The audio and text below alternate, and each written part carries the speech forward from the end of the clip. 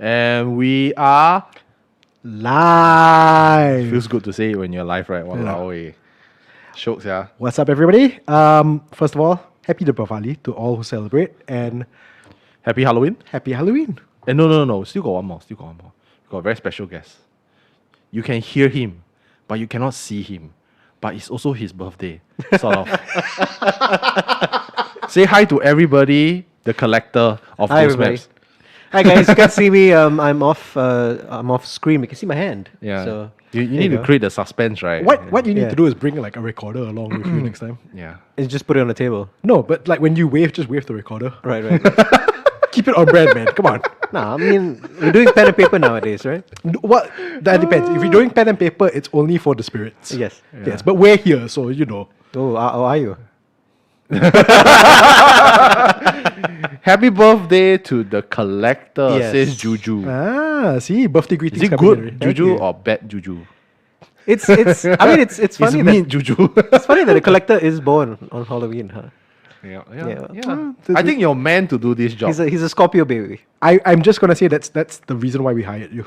Oh really? Yes. Was that part of the job interview? Yeah. Yes, we needed somebody born within the 5 days of Halloween. Yeah. You were this close to losing out to somebody else Yeah. True. whose voice wasn't as good.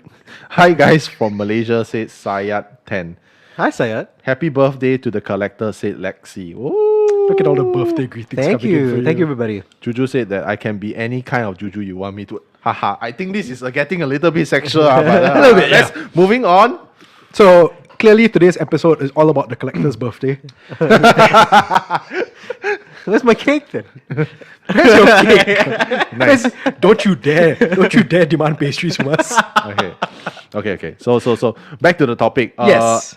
LY said that I can't wait for the Hoppa Villa episode. Obviously, you have not watched it. It went live Yeah, at 8 yeah. p.m. You about don't 1 have to. hour ago, where we had like a watch party with the collector. Yes. The collector was judging us like, yeah, these guys cannot host for shit. No. Yeah. Not It's good. not out loud. Yeah, not out loud. No, but it's good to see you guys dressed up in makeup. Nice, yeah. Yeah. Are you saying we look horrible without the makeup? I think it wouldn't harm. Get out. Hey, nobody can see my face. So. We're killing the collector in the next episode, just so you all know. No, he's okay. No, he's okay. I'm Okay. kidding. I'm kidding. But, we're killing him 2 episodes from now. Yeah, but we have a lot of things to talk about today. We We have do. a lot of stories to tell. Yes. But let's try to move on because as you can tell, Wayne and I we wearing couple right, tea. right. Sorry. So Yeah. sorry, you can't see the collector lah. He's not wearing it lah. But yeah, this is for Incredible Tales team by this channel called Placate the Gods. Dr. Mel Gill. It's just so tiring standing like this. I feel like I'm like a super fan from Incredible Tales without the context, So really thankful to him or her for sending out the shipment. We also don't know who they are lah because Yes. like everybody likes to have the secret identity, but you Yeah. can see like that the. Come in, narrate it. Oh, there we go. I can't. It's all like. Okay. Should I do it? Yeah, because you Okay, you turn got a around. better angle. Incredible Tales. All the stories, characters, situations, and locations in this show are You just stopped. I was reading halfway. Are reenacted in accordance with personal accounts related to MediaCorp by voluntary third parties. Should I read the rest? Okay. Fine. Very long already. Later we lose all the viewers. So the funny thing is that I've watched Incredible Tales growing up as well. Yeah. All right. And only today I realized that that figure on the back, right, which is like the logo, it actually spells IT. I never knew. I Yeah, thought he it was just like- found out. I He just thought found it out was when shadows. he watched the opening. It blew my mind. I was like, oh, it spells IT. I like how Incredible Tales. you turned to both of us and both of us went, you're joking. Right? No, I was not. To be fair, I also only found out that fact when I was producing season 1 of TFIT because let's be honest lah. Last time the quality is 360p lah. It's not like 4K that kind of quality that we have now. Director talk now. So when I found out, I told my graphic designer, I was like, shit, it's a it. Then she looked at me, it's like, you idiot. You. He said, it, it's obviously an it. It's like, but I never go and see the logo to this extent. I just saw the shoo. Then I was like, oh, you know? Exactly. Yeah, but it's cool. It's a cool thing that, you know, the creators have actually added. Just so you all know, for a potential season 3 for Tales from Incredible Tales, when the it comes out, that's the sound effect it's gonna make. Shoo! I thought it was gonna be more, you know, more now. She. Am I making the sound right? You're making it sound right, but as somebody who's had to write TikTok copy before, the trend's no longer there, man. Okay, fine. Before we get to more comments, just in case, because we've already gotten 5 minutes into this, in case any of you don't know who the Collector is. The Collector has been the voice of Ghost Maps since it began in 2019. And just to be clear, he is not Kyle or me. Yeah. Please, Yes. I cannot. I No, cannot. you need to speak The now. people always think that it's you. I mean, It's him. Yeah. It's, Yeah, always, yeah, it's yeah. never me. Maybe like one guy is like, maybe it could be Kyle, but no. yeah, I've heard. So I think we did one episode for the National Library. Yeah, Yeah. Unearthed. Yep. Unearthed, right? And it was my first time listening to Wayne being recorded, and I was like, wait, I didn't remember recording this part, because actually I also think that Wayne kind of sounds like me. So yeah, it's fair. You know, We there's both got a bit of Angmo. Yeah, I get yeah. that. So, yeah. At this point, I think somebody's they have a conspiracy theory in their head that, I'm throwing my voice now. It's just a random hand that's waving to Yeah, people. sure. It's all staged. Sure, Yeah, sure. yeah. We put in that much effort. I learned how to throw my voice like a ventriloquist. How are you doing this evening? Yeah, I'm doing good. I had a wonderful birthday the last few days. And Halloween is always my favorite time of the year.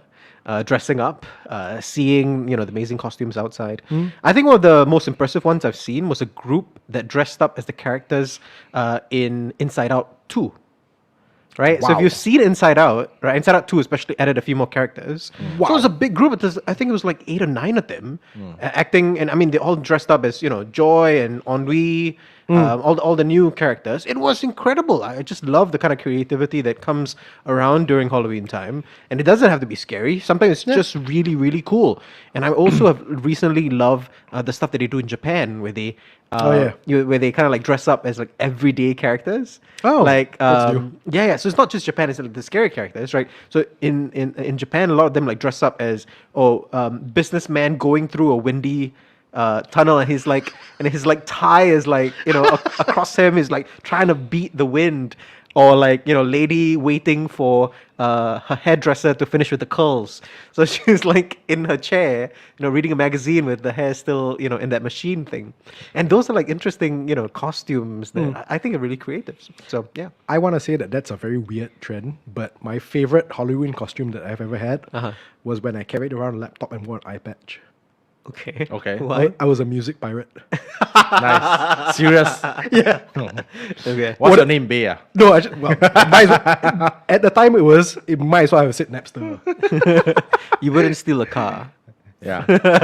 For those that got that reference. Not with that attitude. So, Don't okay, steal cars. let's address some comments because it's a live episode. Yes. So, you tell vlogs, thank you for coming. I always see you in the comment section. Yes. It says, happy birthday to the collector. Thank you. Abigail, let's go. Happy birthday, collector.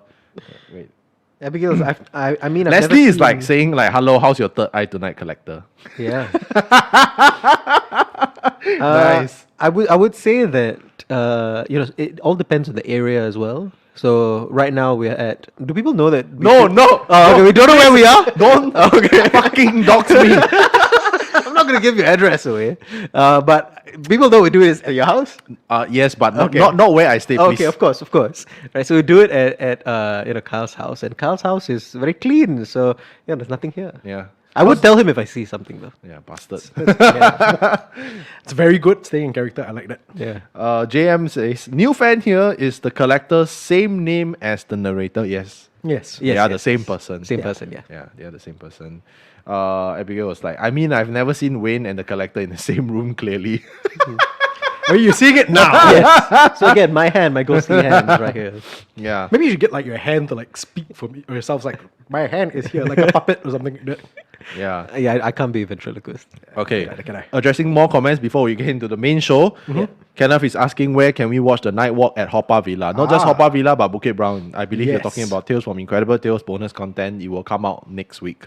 Oh yeah. You know, we need to keep the views coming. If not later, like the Tuesday and Thursday, no more Incredible Tales episode, then you guys will be very sad, right? Yeah. So we need to lead you in somewhere. So watch out for those 2 bonus content, okay? Kind of our fans crying like, oh, what am I going to do on my Tuesdays and bastards, Thursdays yeah. now? No, I mean, congratulations. And also, that was the season finale for everybody that tuned in about an hour ago for Tales from Incredible Tales. Is season finale. And, you know, I've, unfortunately, I haven't really been watching a lot of episodes. And I think you guys are going to be asking me about this. Get out.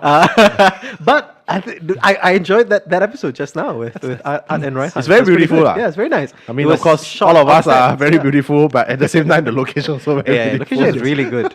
We should do one in Haw Par Villa as well. Sure. Yeah. Are you going to pay for it? You find me a sponsor. Sure. I will be gladly do it. Yeah. Yeah. But season 3, maybe, Genting, yeah, we'll see. Yeah. Unbelievable. Yeah, thank you for the support, Joe Dicota. And yeah, Kenneth is actually from Melbourne. So what time is lovely. it? Like, Nice. it's like early or late, right? It's Much later. It's much later. Is it much later? I thought it was much like later. maybe an hour or 3 two. hours Oh, later, yeah, no, right, I okay. believe. Yeah. Yeah. Yeah. It's midnight now. So, oh yeah, the person who actually supported us with the t-shirts, Ziqian, thank you. Dr. Mel Gill is very handsome. I hope he doesn't sue you for royalty. Well, now that you put that out there, Well, I love the t-shirt. I also realized that I kind of don't know what size I am. So if it looks baggy, it's not the fault of the production. you look fine. Yeah, it's me not realizing that maybe I'm a medium now. Yeah, you look fine. Not that kind of medium. I know Yeah. I know we're on dinner, but not that kind of medium. Okay, moving on. So, Wayne? So, what we're going to be doing for this episode is, yes, we're going to have the collector here, but since we have the collector here, we're going to use that lovely voice of his. We are going to be reading Singaporean ghost stories from a Reddit thread. Now, first of all, what's your favorite ghost story, Singaporean ghost story that you heard? Oh, wow. That's not one of ours. No, okay, it's well, okay. that's not one of ours. It's fine, it's fine. Or it could be one of ours. Wow. A favorite Singaporean ghost story I've ever heard. I mean, I like my own. I'm kidding. I that's think fine. I have really good ghost stories as well. No, you do. Funny enough, that my favorite one was actually in the form of a joke. I mean, I'm spoiling it right now by saying it's a joke. Is it like a knock-knock joke? No.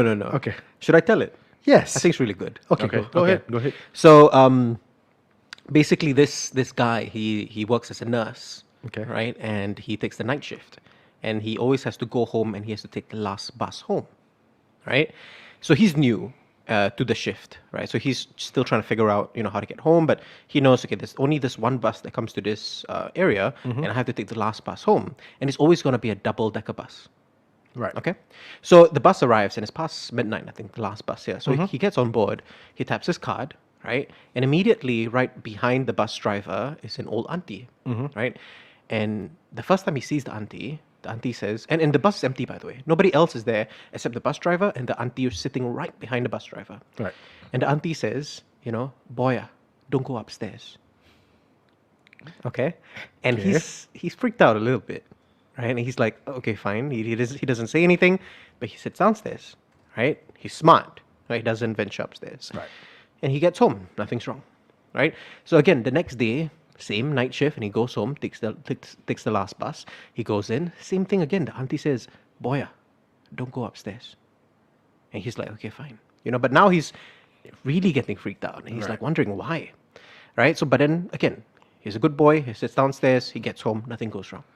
Day 3, right? He goes in, taps his card. Auntie says, boy, don't go upstairs. And finally, something inside him was like, I really need to know why. So he's like, Auntie, why don't go upstairs? And she replies, because upstairs got no driver. Wow. Damn.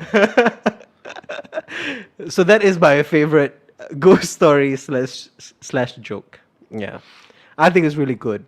The first time I heard it, I burst out laughing. I thought it was really so good. you know, he has contributed ghost stories to episodes of Ghost Maps. Yes. I assure you that those stories were much better. To be fair, I do see why this is your favorite. Yes, I love it. It's I love pretty it. good. Yeah, it's pretty good. It's not the scariest, but it's pretty good. Yeah, the plot twist lah. The plot twist. Yeah, is- exactly, right? It's a good joke. Yeah. Anyway, so I think my other favorite ones, I mean, aren't stories, but kind of just encounters. I've heard, people going to Red House, Old Changi Hospital. I think just this, the mysteries of areas in Singapore, which is very much aligned to what we do at Ghost Maps, right? Because we have very much focused on specific areas that things happen. And usually that's what I feel most of the ghost stories I hear in Singapore are based on a particular location. Yeah. Right. And yeah, so it's just those legends of the places, especially all the way in the east, right? That have always stuck with me, and it's until today I still wouldn't ever venture there. So Old Changi yeah. Hospital. Yeah, Old Changi Hospital I and like Red how House, you- and Red House, yeah. Red House now is kindergarten. Oh really? Oh, It's really. I wouldn't send my kids. It's really messed up. It's really messed up that they make it into a kindergarten. Really? They decided to do that. Have you I have been to not. Red House? The last time I was there, Have you I ever was- been Yeah, inside? no, not inside, outside. But I Yeah. was 16. Yeah, like it's Yeah. creepy, right? It's creepy. creepy as hell, right? You feel like yeah, it feels evil. especially the two lions. Yes, right? exactly. I think the lions are gone because I went there after it became. It really looked like a legit kindergarten. Kindergarten. One Wow. of those expensive kindergartens. Wow. I was like, damn. like an Eton house or something. Yeah. Not sponsored. Not sponsored. But if you want to sponsor us, well, whatever. This kindergarten is called Hantu House. But if any kindergarten want to sponsor us, we got a really good Kumandong story. Just saying. On brand, right? Kids, right? I don't think we're winning any kindergartens over now, but fair enough. Let's give it a shot. Yes. Yeah, sure. If whatever. any You kindergarten gotta shoot a shot, lah. You gotta shoot a Yeah, shot. no, lah. that's You gotta fair, shoot a that's shot. fair. Yeah. But we have the collector on here not just for his voice to tell his own stories, but we do have this Reddit thread where we want the collector to be telling some of the stories as well. However, there's a twist. So this Reddit thread has got like quite a few Singaporean ghost stories. We will leave it up to you, the audience, our fans, to decide who gets to tell the stories. So the way we put it is you get to hear the Tales from Incredible Tales voice. Yeah, Kyle. lah. Kyle will be telling a story, or you can hear the Unearthed voice. I will tell a story, or you can hear the Ghost Maps voice. The collector will tell the story. So we have this whole thread. So you guys just Like, start shouting out. Use the comments to exactly. vote. Who do you want? Who tells ghost stories first? Yeah. It's from a Reddit thread in Singapore. Lah. Yes. It's like I chanced upon it. Like I'm like obsessed about ghost stories. Like, yeah, I chanced upon it and then I just read it. Like I stopped working and just read all the ghost stories one shot. Wow, damn creepy, yeah. How many stories are here? I mean, A lot. quite a few. Yeah, A lot. 'cause I'm a lot. scrolling down. That's it's why, like, some not of my finished. favorites, bro. Like really good ones. Yeah. Like, yeah, of course we'll credit them, lah. Okay. This is like 8 months old only, so it's still relatively Yeah. new. Somebody said mix of all three. One word at a time. One word. No lah, that one too long lah. That one. We're coordinated. We're not that coordinated. Yeah. Right now, we're only coordinated in t-shirts. Okay. I also saw somebody say that I sound like Raihan. Yep. Everybody, I get that a lot as well. But you sound like Why? Ryan. Why does people the say I sound collector like sound like Raihan. Raihan? I mean, I'm not Raihan, by the way. Yes, yeah, it's not Raihan. Yeah. If not, Raihan will be very, very busy. Yes. Yeah, because we record a lot. Yeah. Okay. Yeah. All three should be reading. Okay, but there's one comment from CL who says the collector first, please. Okay. Okay. You mentioned this. Don't take my story. I choked one story already. Take any other story that you He want. was very persistent. I about still it. don't know which one's your story. Yours It's the second one. the Okay, second one. The one. second one. Maybe Can you I take read the first main one? thread? Yeah. The main thread, right? Yeah. Sure. Okay. All right.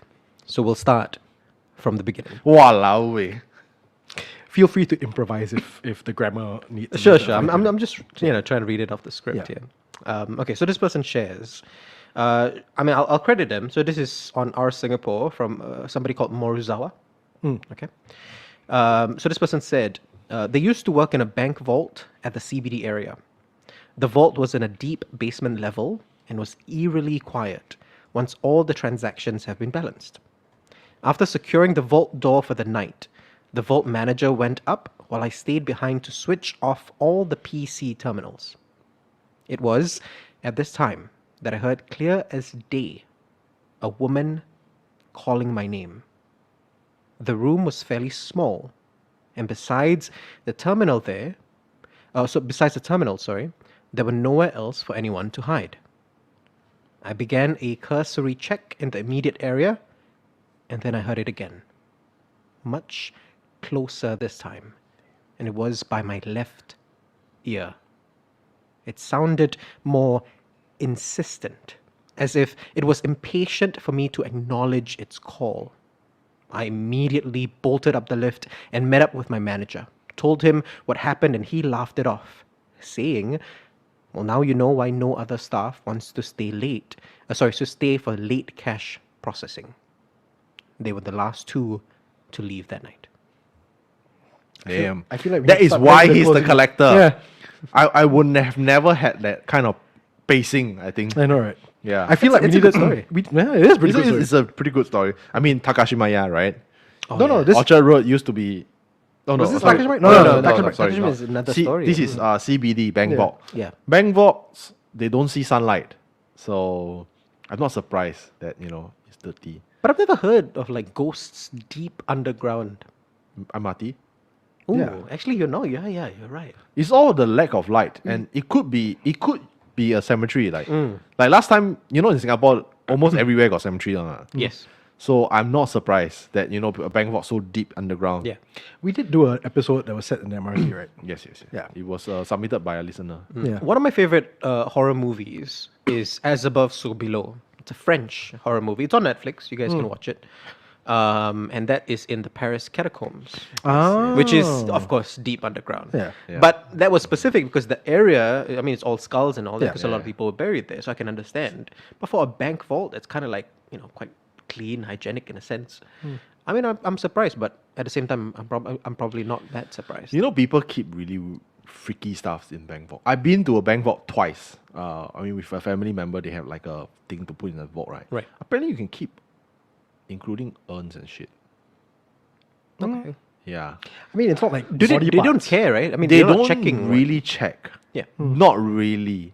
Not really. I don't know about, I think in Singapore, I don't know the laws of it, but I'm pretty sure in America, you can keep firearms in bank vaults. You can keep almost anything, like it's America. Yeah. So I'm not surprised that if people kept urns inside bank vaults. And the other day, I was just talking to my friend, he was saying that, you told my story on Incredible Tales podcast because I was saying that I went to his store. He had a storeroom, like one of those store places to keep his film equipment. And I got like a lot of vibes there. Like I felt that place was just dirty. So I didn't want to approach his store. He noticed it. He's like, I noticed it, but I didn't say anything. Then after when I told the story on the podcast, he was like, yeah. You thought that it was haunted. Then after I heard your story, I shifted to another place, like further down, like not so deep. So I felt that people could have just kept like human remains or cursed objects in there. Yeah. No, because a lot of the times when, again, I don't know if you guys believe this, but if you come across, stuff that like cursed, black magic, stuff, a lot of the times the disposal of them is the most difficult. Yeah. Right. Everybody says it's a proper process. Yeah. But if you don't want to do it, you just chuck it into a vault somewhere deep underground. I guess that's kind of like a loophole, right? Yeah. Yeah. It's throwing it away without actually throwing it away. Or you destroying throw it it. into the sea. And that is one way. That's what Raihan said. Raihan said that he like some like black magic practitioners, they will just tie like a yellow cloth, right, and then just throw it into the sea. Yeah. Personal story here. It's something I've never shared before. I mean, people don't know who I am, so I guess I'm okay Nice. sharing this story. Okay, wait. Yeah. CL said that it was like he was harassing my ear with his voice, and I don't go that way. Nice. Neither do I, but nothing wrong with that. Okay. You guys are really interesting when it comes to flirting. I'll tell you that much. Okay, let's go. Yeah. So no, I mean it's not a really deep story, but basically, my own family had to dispose of something that we found was within our possession that we didn't know that we had. It was owned by somebody else within the family. Right. And same thing with what Raihan said. We had to throw it into the sea, right? And this was pretty much at East Coast, Oh. right? So we recently had to deal with such things, and As in like recent. within the last 2 years. Oh, you never tell us. Yeah, man, what the- So okay, because there's not like a creepy thing around it. It was just a disposal thing. Was Yeah. it a gin? No. I don't know what it was. Was it susu? I don't know what. So it how was. do you know that it was? Okay. So we found it. Questioned the person who was owning it. Right. let them know, and that the person told us that they got it from like a bomo, a spiritual Right. person. And my mother was like, oh, no, we can't keep this kind of thing. So she brought somebody, like a religious leader, and they basically said that, yeah, you can't keep something like this. This is not good. And then he explained that we had to throw it away the proper way. So that was about it. But there was no like hauntings or anything like it. Neither did when I saw it felt much of a presence, but it was more like this is just something you shouldn't be having in the house. Right. So that was something that happened. Was it at your house? No, it wasn't at your house. Not where I live currently, no. Oh, Yeah. okay. But from what I understand, that item had been following us because it's not a new item that this person had. They probably had this item for more than 2 decades, probably. Maybe a decade. Yeah. Was it passed down? No, it was not passed down. So it was acquired. Yes, it was for what? acquired. Protection purposes. Possibly, I think that that was I think the idea behind it. Did y'all have to do any like ritual or anything like that before you threw it into the water? If they did, I was not there. Right. So I was not entirely sure. Okay. I was there just for the disposal part of it because I threw it into the sea. Okay. Yeah. Wow, man. You threw it? I threw it. Why you? I had a Because good you're the right collector? hand, so Because you're the collector? No, No, were you chosen by the religious leader? no. It was just because I think I was the only male, so I could throw it Right. probably further away. Oh, Okay. nice. Yeah. Nice. Suck if you played baseball or some shit. Or worse Or still, you're like if you basketball player. No, but worse still if you were terrible at like just sports in general. Then you're like, and then it lands in the water like right in front of you. Jeez. Yeah. That's creepy. Thanks for sharing. Like, Hey, no worries. yeah.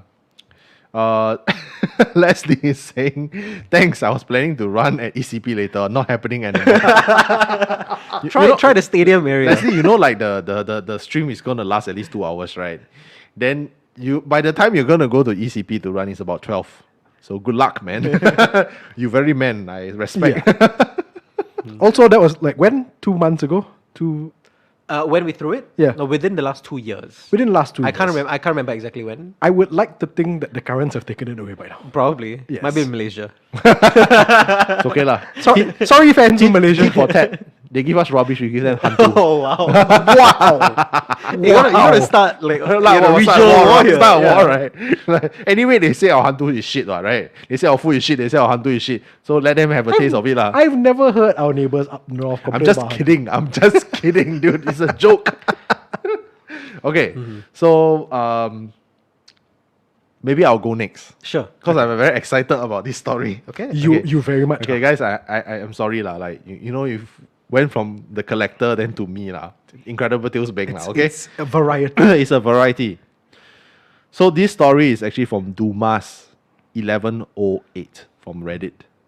This incident happened in 1990 after I had graduated from PA, which is like Police Academy lah. Posted to the F Division and was attached to my FTO. So I was doing FRC FR30. I don't know what the fuck it was. Basically, it was night shift and was about 4 a.m. Usually around this timing when all is quiet, we will also take our breaks, aka naps. So his FTO drove the patrol car while he was updating the petrol log sheet, and they were heading deep inside Seletar Reservoir for their rest. And mind you, in the 1990s, Seletar is very underdeveloped. I believe that's the true, air that's base was still in use. The military air base was still in use, right? So suddenly the FTO stopped the car and got out and started to do a spot check. And he actually took out his walkie-talkie set and radioed his division ops to screen a person. And he was in a state of shock in the front seat and was like clearly seeing everything go down. And he can see directly clearly that there was no one except for his FTO. I believe his FTO is like his sergeant or something lah. And after a couple of minutes, right, he got into the patrol car and started to fuck him. And say that, hey, why you never fucking come out and help me do screening for this guy, you bastard. And I asked him to go and assist for spot check. And then he said, bro, there's no one except for you, bro. Just talking to the air. Oof. At that moment, right, like, I think the supervisor was like, fuck. And he got into the car, and then there was something that jumped onto the roof of their car and scratched it. Ooh. And started scratching it like shh. and then they immediately got freaked out. They floored it out of that area, and then when they reached the petrol station, right, there were 5 lines of marks on the car. Ooh. And remember, like in the 1990s, right, it's the sedan, right, the very low sedan. It's not like the newer models one, so you can obviously see it. And they agree not to report this to the transport sergeant or any of the policing team then so that they try to cover it up by saying that it's some fucking bullshit story that like maybe they got in an accident or something. So it's one of those things. Yeah. You see, these kind of stories, right, like have close to my heart because my dad used to be a cop. So I do hear that weird shit happening. But this one I can like imagine. Yeah. Oh fuck, man, it's damn creepy. And like not in the 90s, but I've been in that Seletar area in the early 2000s, and even then it was still creepy as hell. So I can picture it happening. Yeah. Before Seletar had that road, they built the road to connect. Like across the Yishun, yeah, the Yishun Dam lah. Yeah. Before that road, yeah. you could drive up all the way and it's totally empty. Yeah. And this is still in early 2000s. Yeah, I used to live in Yishun for at least the first 13 years of my life. I'm so sorry. Sorry, Yishun. Oh, that one you are. And that place is creepy. No, we have an episode Yeah. of like the racing. That's like Mandai. Yeah, that was Mandai. Mandai. Oh, That was okay, Mandai. okay, It's okay. weird that I can just it's like a Rolodex, like 121 episode Rolodex Mandai. No, I said wow because he really meant to be the collector because Yishun, bro. I know, right? Yishun, bro. You're so on brand. I thought Yishun was like gangs. No. No, dude, you obviously haven't updated with your Yishun Rolodex. Yishun got cat killer. Yeah. It's not. It's not wait, ghost. dude, cat killer not evil enough. I No, think but it's not even the ghost. ghost is like, what the fuck, man? This guy The is ghost is like, come on, man. come on, dude. like really. Yeah, That is a prime Cat P victim right there, the cat killer. yeah. It's like, But even I would- the Cat P is like, you know what? Screw Right. you. But I would say when I left Yishun, then they decided to Build the renovate dam. North Point. Oh, Yeah. they what? They built the North Point. They renovated North Point. When did you before. leave Yishun? Wow. 2000s, 2006. Wow, you're still bitter now. How about North Point? Yeah. No, That's not- when I left. It became nicer. Yishun, But then all the cat killings happened after that. So I was like, Well, ah, there okay, you I'm go. fine. That's the trade-off you had. Yishun is pretty nice, but Yishun Dam quite creepy. I've been there at night. Like now it's not that creepy because after Yishun Dam, right, they have like a whole bunch of BTOs up already. Yeah. But before that, it was just forest. Yeah. Then Yeah, there's I some remember like that. live firing area, right, on the right. Yeah, so that was quite creepy. I used to walk there a lot because my wife used to stay in Yishun, so we would go there to Pator. Yeah, so not a very good. No, Yishun Dam is very nice to Pator, but Yeah, just not very good after that lah. You walk Yeah. there, yeah. No, But, but you know, sweet lah, yeah. when you're young, you do. Yeah, people is like, wow, Yishun. Bam Tori said, wow, Yishun crazy town. I think the ghost scared of the cat killer. Then JN is like, wow, Yishun again. This one the best. This one, Kenneth, you win the best comment today. Yishun is the Salem of Singapore. See, but We're okay. not burning anybody. No, but that's the thing. So if you say that Yishun killed is a the cat Salem lor. of Singapore, Yeah, true. Salem was known for witch trials, right? Yeah. But then a lot of the witch trials were like, just like intelligent women or women who happen to be in the wrong place at the wrong time, Yeah. getting falsely prosecuted and murdered, right? Technically, you could argue all this crap against Yishun, right, is all like overblown, and Yishun has such a bad reputation. Nah, Yishun's bad. Okay.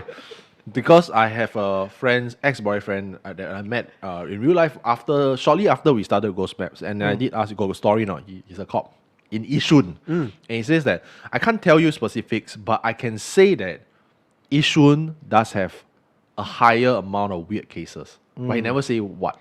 I think to protect himself lah. Yeah. Then I was like, oh, like ghosts Then he just smile only.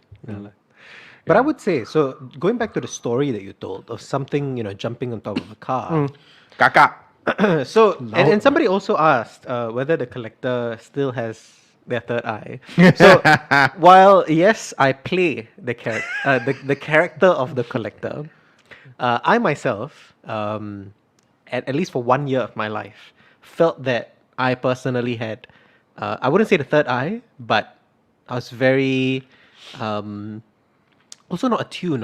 That's not the word I'm looking for. Sixth Sense? Sensitive? Yeah, I was very sensitive, right? Very sensitive to paranormal activities around me this 1 year of my life. And I remember very vividly that we were, just driving. I can't remember where, but it was kind of like, just trees on our right. It could be that we were driving up to Night Safari. So probably this might be in the Mandai area, North area. Anyway, and I had a very strong feeling that something attached themselves to the car that we were in as well. Damn. Now, there were no scratches or anything, but I felt being followed and something attaching themselves on our car. So, this kind of like, I think So did he follow you stories- to the night safari? no. I mean, I don't think so. After a while, funny thing, that feeling was a very, very strong feeling for maybe about 45 seconds. And then it went away. All right. So, but for 45 seconds, I felt like something was right next to me, but not like sitting next to me, but like right outside. Right. But then after a while, it disappeared, totally disappeared. And I felt like a relief, like a wash, like this relief, like wash away, or at least the fear wash away from my body. Nice. Yeah. Was there anything? Do you know whether there was anything particular about that year that made you more sensitive? Oh yes. So again, for people that may know me, they know this story already. But so this is a story of why I felt for this 1 year when I was doing my diploma, the second year of my diploma, I felt that I had the third eye or something very similar to it. So what happened was that during this second year of my my poly time, polytechnic, for anybody else that's watching outside, right? So this is when you do your diploma in Singapore. I was hanging out with two other friends of mine that claim that they have the third eye, both of them. And they were very close with each other, as in they were really good buddies. And I started hanging out with them very, very closely as well, like almost on a daily basis, right? And they had encounters almost on the daily as well. And the way they would do it, and it used to freak me out, not just me, many other people, was that they'll count down, they're like 3, 2, 1, point to a direction and say what they see. Oh, bastard. Right? So 3, 2, 1, they'll point up to the tree and be like, boy wearing blue, something like that. What lanne. Right? And they do this all the time. And it almost feels like it's premeditated, but it doesn't because of how often they do it. I doubt they're like, hey, okay, let's plan this. It really did not feel like that. It felt really genuine. So I started hanging out with them a lot during this year. And midway through, I felt I started to also have similar experiences. Many of which I've shared stories with the team, but I have others. Like I have one where I went home, right? I went clubbing. I wasn't drunk though. Right? I was very sure. I mean, I had a little bit of alcohol, but I wasn't drunk. I was still, with my senses, with my wits. I go home, and of course it's dark. Lights are not on, and I remove my shoes right at my hallway, and as I, bend down to undo my laces, I see another pair of feet next to me. God damn. What color? Black. And it's not okay. So during the year that I saw, you could never see, the ghost. But what you see is outlines. You see like an outline, like a silhouette, right? You don't see anything inside, but you kind of see this presence, right? You see an outline. So it's an outline of a foot or a pair of feet right next to me, right? And immediately I was like, yeah, screw that. I kicked my shoes off and then went straight to my grandmother, woke her up, right? And Told her. Yeah, I told her. Just for my own comfort's sake. Then what? You You bastards. Yeah. Wake up, old woman. I was like, I told her exactly what I saw. She's Then like, what did she it's say? fine." No, she stood up and we turned on all the lights. She just stayed with me for maybe 20 minutes, and then I felt okay, and then I went to sleep. You had your own room. I had my own room. Yes. Damn. Was this at Aruzu? At what? Aruzu, near Aruzu there. When you were staying Well, near I stayed at Aru- Kovan. Yeah, Aruzu. Nice.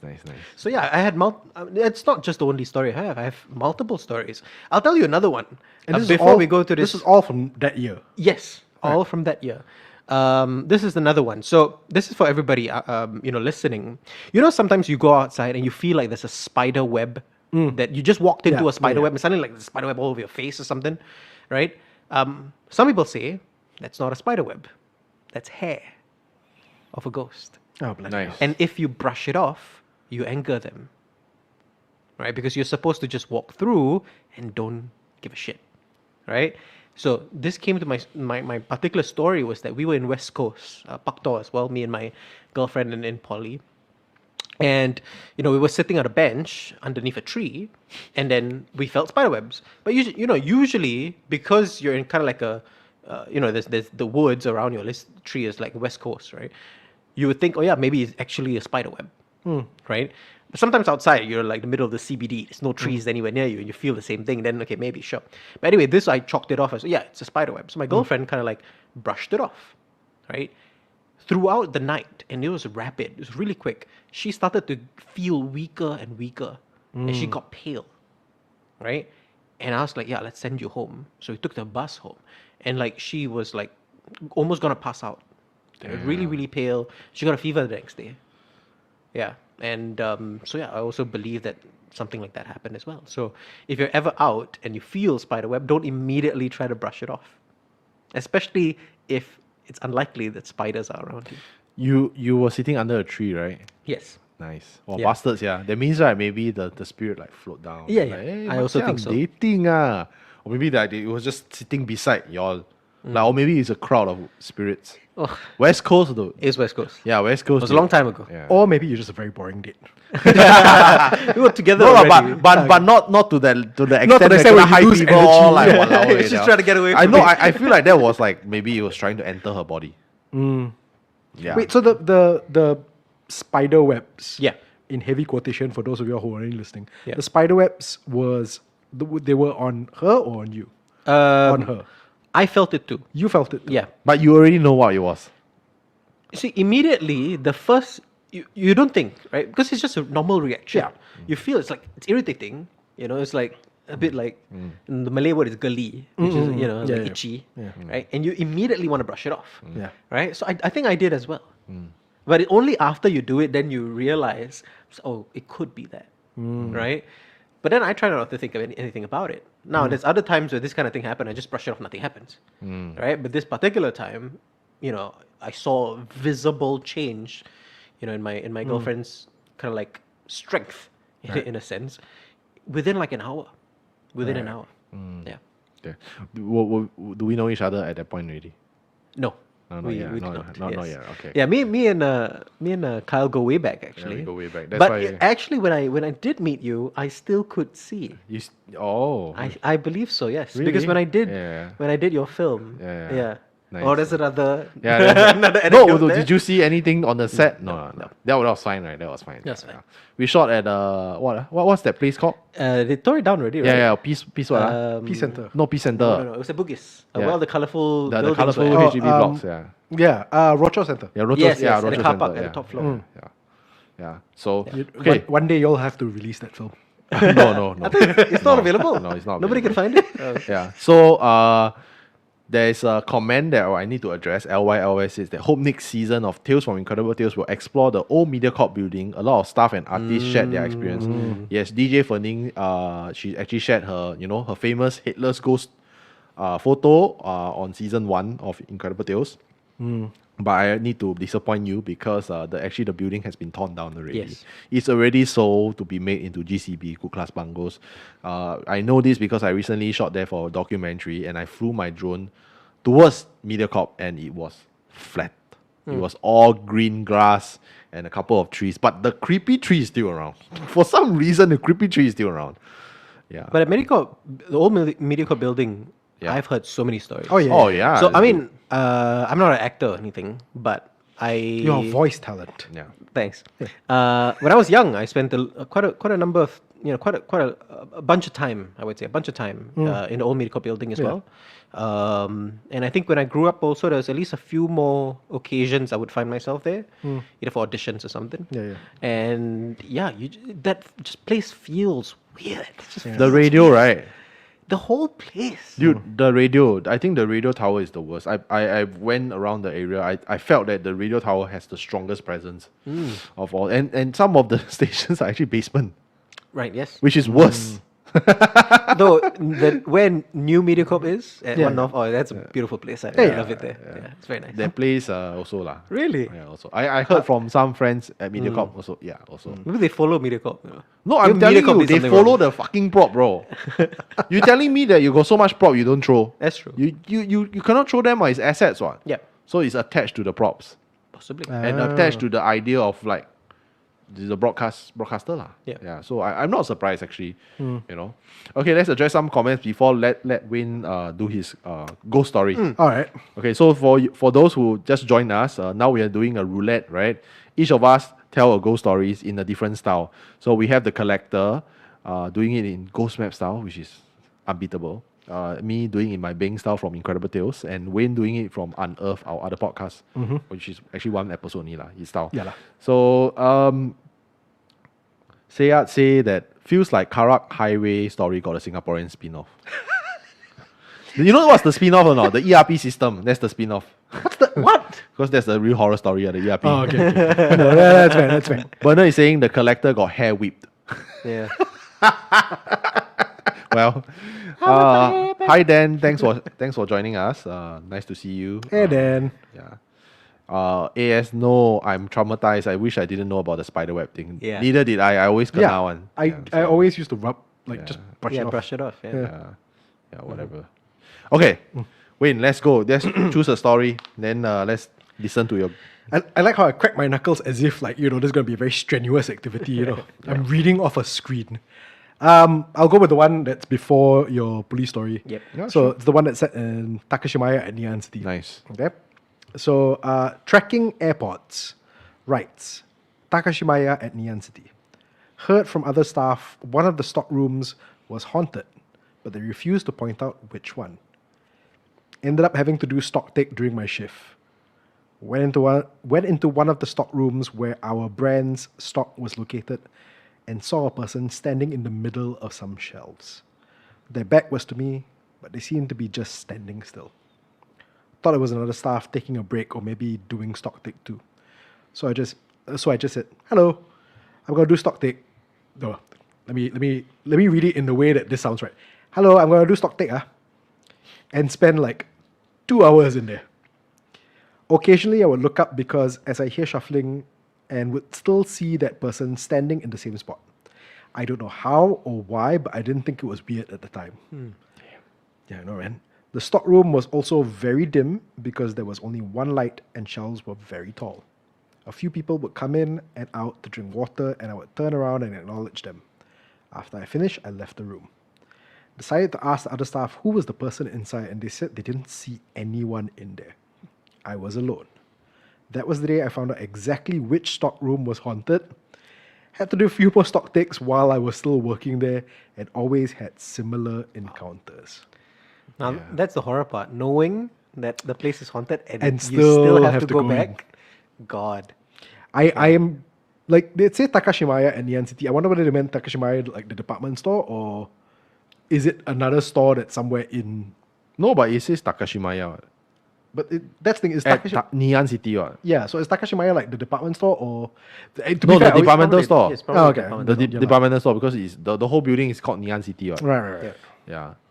So everybody also calls the whole building Takashimaya. Yeah. Yeah, that's the thing. Like, Yeah. I always No, but get I confused. would think that it's because the Yeah, person probably. works there, so it's very specific. Yeah. You see.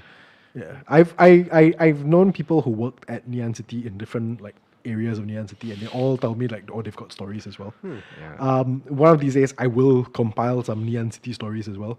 But yeah, so it's not just the department store. I've heard like other parts of that. Yeah. But Kyle, you're aware, right, of the how it's built and all Yeah, that. cemetery. Do you want to share? So Nian City is basically on like Orchard Road lah. It's like one of the main malls that you will visit Orchard Road when you're in Singapore, right? So the whole stretch of Orchard Road used to be a big cemetery, and they have to basically exhume it and then build Orchard Road lah. I mean, now Singapore has a trend lah. Like, right, we like to dig up big cemeteries and build like fabulous buildings in them, and then it's very hot one. Like Oh, Bishan is highways. very expensive. Bidadari. Yeah, highways. Bidadari. Bidadari is not bad, but I think Bishan's still Yeah, better. expensive, no? Yeah, but Bishan is better.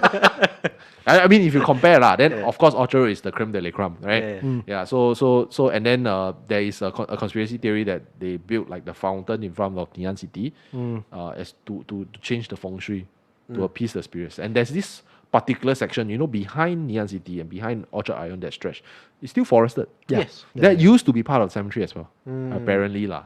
But also that the design of the building from the top or the aerial view of Takashimaya or Ngee Ann City is also supposed to like mean something. Like it's designed in a way. I've never heard that one. Yeah. The one I've heard was so where that fountain is in the front, there's like 2 flagpoles or like 3 flagpoles, something like that. The one I heard, and I'm quite sure this one is not true, is that the flags are supposed to symbolize joss sticks.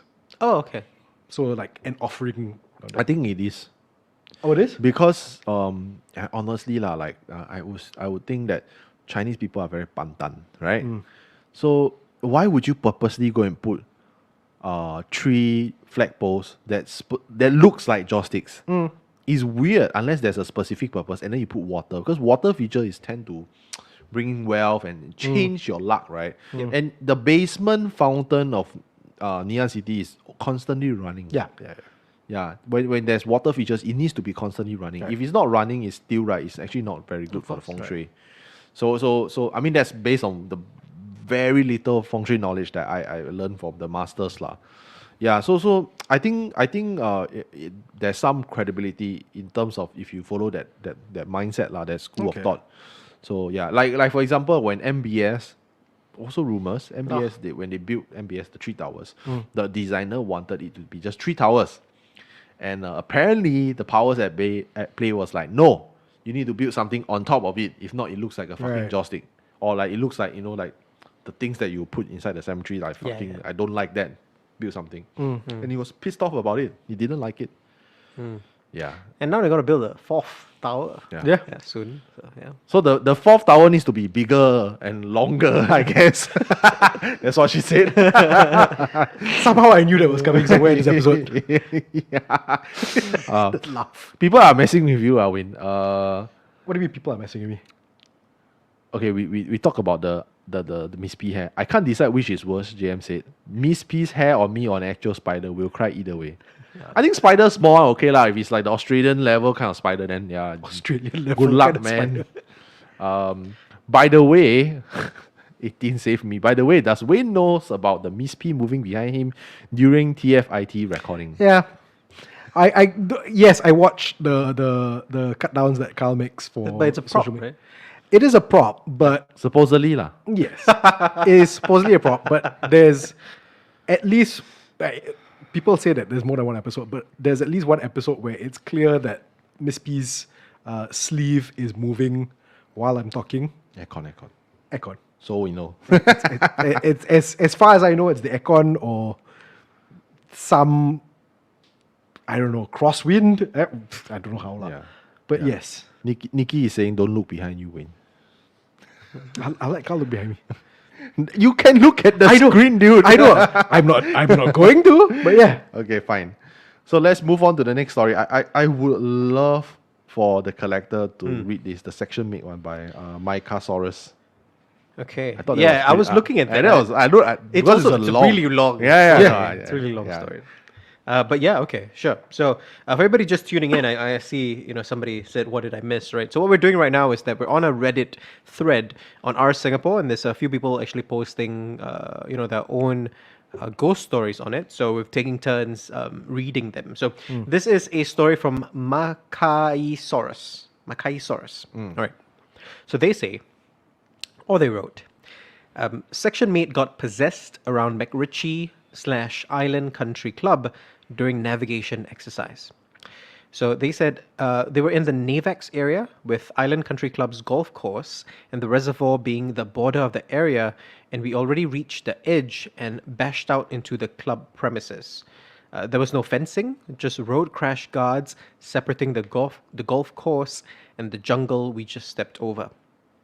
It was past the exercise cutoff time, but section mate loudly said he was demoralized. and wanted to continue finding our last elusive checkpoint. We took a break on the guardrails while him and another guy went back into the jungle to find. To find what? The checkpoint. I guess. All right, to find a checkpoint. Okay. I heard them shouting shortly after and panic running back to us. Okay, so we have a little bit of premise here. They're outside and, they have a few people coming back to them. So he said his friend was pale AF and the other section mate was supporting him. We could tell something was wrong, so we decided to break out the emergency phone call to ask assistance from the Encik while walking to the Island Country Club building to be in a more crowded area. Halfway down the service road, he screamed about being followed and shortly blacked out.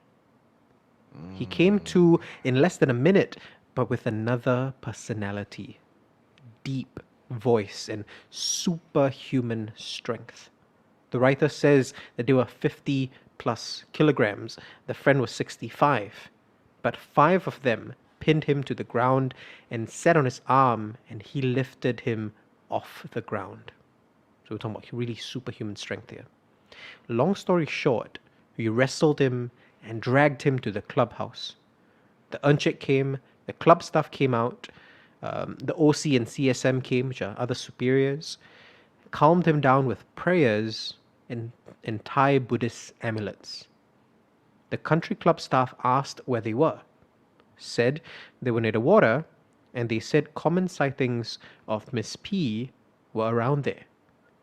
And golf course visitors never go near the water. The OC was convinced that his Thai amulets worked.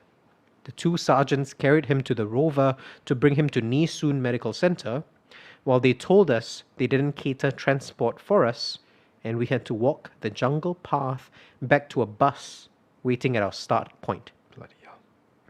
We fast marched that 2 to 3 kilometers back in, all staring at our feet, and never got thigh abrasions so bad before. That's quite funny, actually.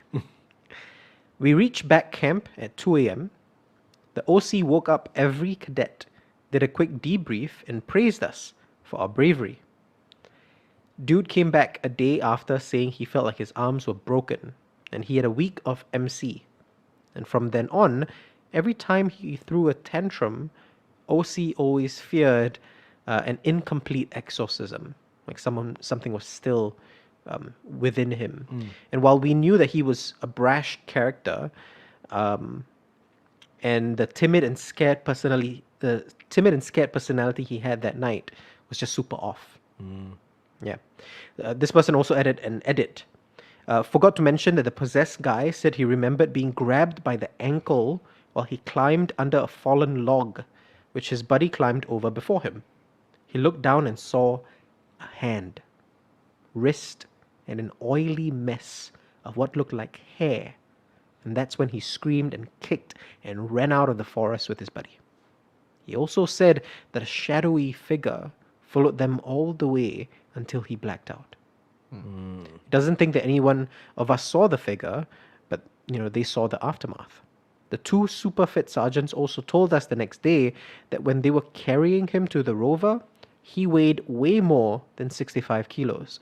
It's like they were carrying 2 people. I still feel like at this point we should just put in like the Ghost Maps ending music. Dun, dun. Yeah, I mean, it wouldn't be right to steal their stories for Ghost Maps. Yeah. But I thought that Dead Air would be a good platform to showcase these stories. But this, you can see why, right? I spent an entire afternoon reading all these stories, and I was like thinking, oh my god, if we were to adapt them, there would be like fantastic stories because they feel so real. Oh yeah. And like it's their lived-in experience.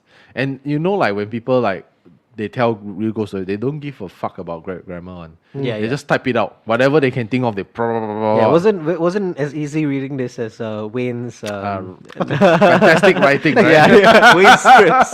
Yeah. But yeah. I mean, it's unfortunate that I personally never had experience with like outfield and all that. Yeah. So you don't get to feel the I wasn't combat fit. Yeah, Yeah, but why would you say unfortunate? No, so that I'll have more stories to share. It's okay. It's okay. The internet got a lot of it. Yeah, we, it's- we have a decent size of listeners, so Yeah, which yeah. they have served national service. They confirm got ghost stories. It's okay. Or from someone. Yeah. Yes. Yeah, from No, someone. but I don't know. It sounds morbid, but I sometimes like having such Experiences. encounters. Yeah. Damn. I take pride in the encounters that I've had and the stories that I've shared because it felt very real to me and it's something that I can share. I felt it. It was something I went through. Nobody else had the story. So I like having my own stories like that. So it sounds weird, and I know many people want to avoid them. I would prefer having more opportunities to share different things. Yeah. So, to any entities out there, I know a lot of people say that Equalizer. me and the collector sound very similar. I just want to make it clear that's not me. That's not me speaking. That's the collector speaking. So if you take that as a challenge, it's his challenge, not mine. I don't think it's a challenge. I think it's a morbid curiosity, isn't it? Yeah. Right? Yeah. Yeah. Like, I don't want to experience, but like having experienced them and leaving them, like live through them, I was like, it's fine. Yeah, it's fine. Yeah. Yeah. Yeah. I mean, I don't believe that you could die from such encounters. Again, I don't his challenge, think, not mine. I mean, of all the people that I know have encountered something, nobody has died. Yeah. Now, of course, Hollywood and the movies, always go to the extremes and Yeah. people are dead and all that. Ghosts can actually kill you. I have not seen that, nor do I think it's a possibility, in my opinion. So yeah. I'm of the mind that, if you like money, right? Who doesn't like money? Okay. You definitely don't want an experience, because when you experience these kind of things and these kind of things latch onto you, your luck go down. Hence, money making opportunity. We live in a capitalistic society. Who doesn't love money, right?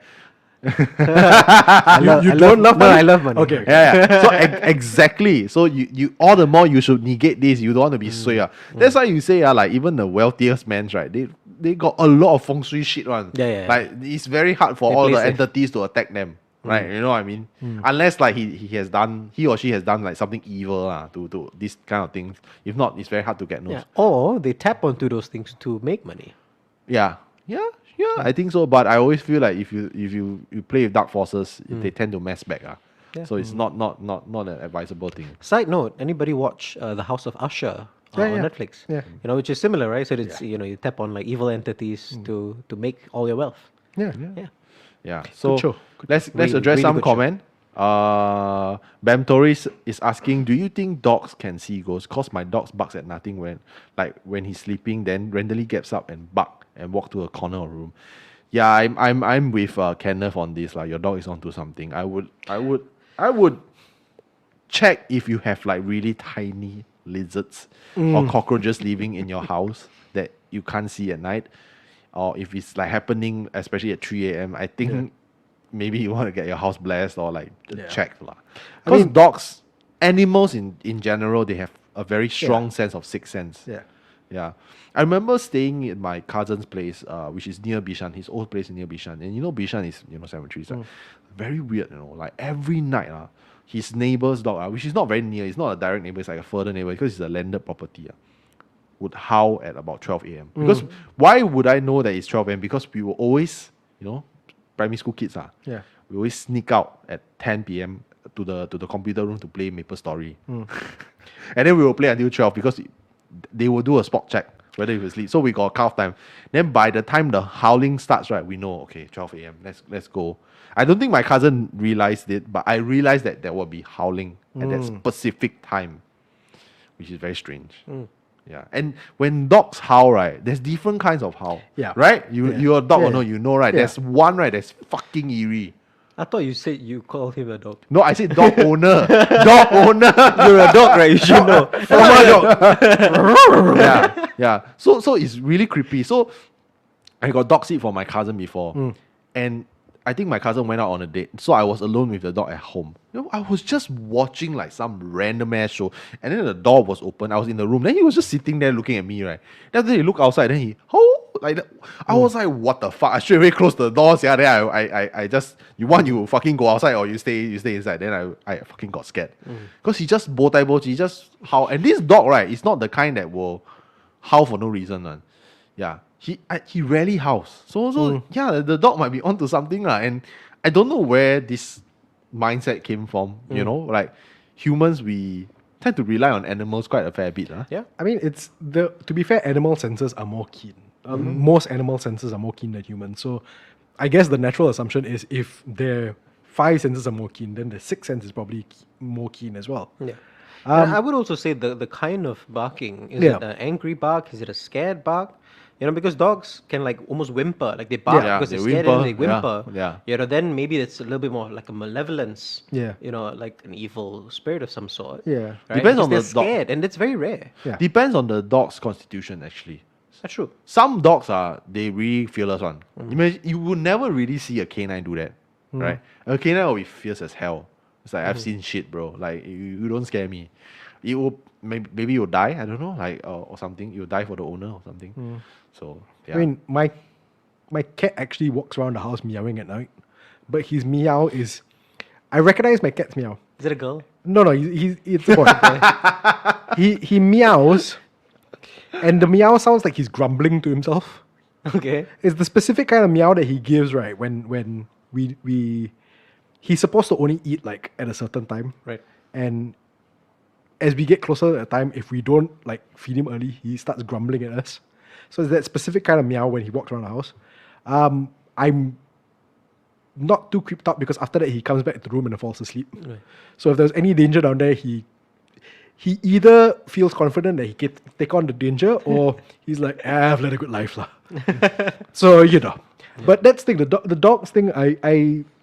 It's the same thing with dogs that I've seen. Like you're right. There's the different kinds of barks and Wow, different kind of howls. dude, like the that kind of howl is fucking creepy, bro. Yeah. And you know, I don't know if you heard of it.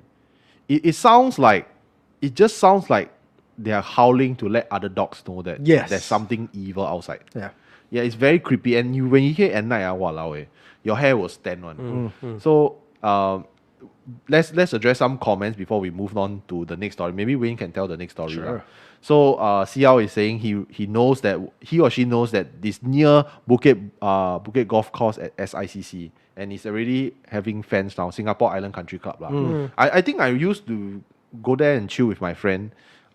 I think now no more already, because it's near Bukit Brown Cemetery. So Right. you can see some of the tombstone, bro, as you're driving towards Is his name SICC. McRitchie? Huh? His name McRitchie? Yes. I've never Bukit been. Brown is huge. Never been. Yeah, it's huge. So it's just that's creepy. And Dan is saying that he loves the narration and thinks that he celebrated his birthday 48 hour ahead of yours. So Yeah. it's about the same as No, yours. no. lah. So actually, I'm born on the 29th. Yeah. You know, on the 31st. So you share the same birthday Yeah, so as then Dan lah, we yeah. might be on the same birthday. Yeah, nice. So IXX says that has there been any cases of real ghosts disguising as fake ghosts at Sentosa's horror house? Now here's a brain twister. I think there is. I don't You've know. heard stories, right? I've heard stories not specifically about the Sentosa Halloween horror thing. I've heard stories about like just the haunted houses, and there's always like one extra ghost in the haunted houses, and everybody's like, "Wait, what do you mean that person?" And like then all the actors start asking each other, like, "Was it you? Was it you?" And then nobody can figure out who it was. But I've heard like it's not just one story. I've heard multiple stories of haunted houses where there's just one extra person. It's doppelganger, dude. It's the doppelganger. You're trying to freak me out now. No, the scare actors, they would be the ones that would know more rather than the people who visit. But it's the same thing with like, Hollywood sets where they shoot horror films, and many of the, the actors or the people that work at the horror film sets have their own encounters. Yeah. Right? I think that attraction is there. Like if you Yeah. talk about the supernatural, you try to enact the supernatural, you would attract them. Like now, lah. Yeah. So one of the famous happenings was remember Revenge of Miss P, the film that was in 2019. Yeah, we watched it. Glenn Gui, Gui, right? Yeah. So the main actress who played Miss P said that the crew saw her somewhere else when she was like on the other side of the set. So she's like, "What the fuck is that?" Yeah. That probably the actual Miss P lah. That's that you've been tasked to play. Yeah. So I agree with you lah in that sense. Yeah. Okay. So we'll get to the rest of the comments later. And now quite a few comments. there's quite a few comments. Yeah. Just keep them coming. Let Wayne do the next ghost story. All right. So this is from I'm gonna try to pronounce this. Ven, you asked me to do the story because you couldn't pronounce the user's name, right? No, I never asked you. You can choose any story you want. Vancomycin. Vancomycin? Vancomycin. Yeah. Yeah. I think it's Is that an actual? I think it's a play medication? on medication words. Yeah, that's what I thought. Yeah, I think it is. All right. So this person, I assume, is like a pharmacist or something, just based on like just a cursory look through. Yeah. So I was serving midnight antibiotics in the male cubicle, which has 6 beds. I was attending to one of the patients closest to the entrance with my back towards the other patients. Halfway through serving antibiotics, I heard a very deep male voice, clearly and loudly saying "nurse" across the cubicle. Naturally, I turned my head around, trying to see which patient was calling me. Although it was dark, but I would still be able to make out if someone was trying to get my attention. However, everyone seemed to be fine, so I just walked to each patient to check on them after I was done with the antibiotics. But everyone was sleeping except for one guy still playing with his phone, so I asked him if he had called out for me, but he said did not, and didn't hear anyone else calling for a nurse. I was spooked, to be honest. Ha ha ha. The other encounter happened around evening, around 6 to 7 p.m. I was looking for extra towels for one of my patients, but it ran out. The linen trolley had run out. So the next possible place to search for towels would be the unoccupied singles rooms. The layout of the singles room is that once you enter, there is a short corridor before it opens out to the room with the bed.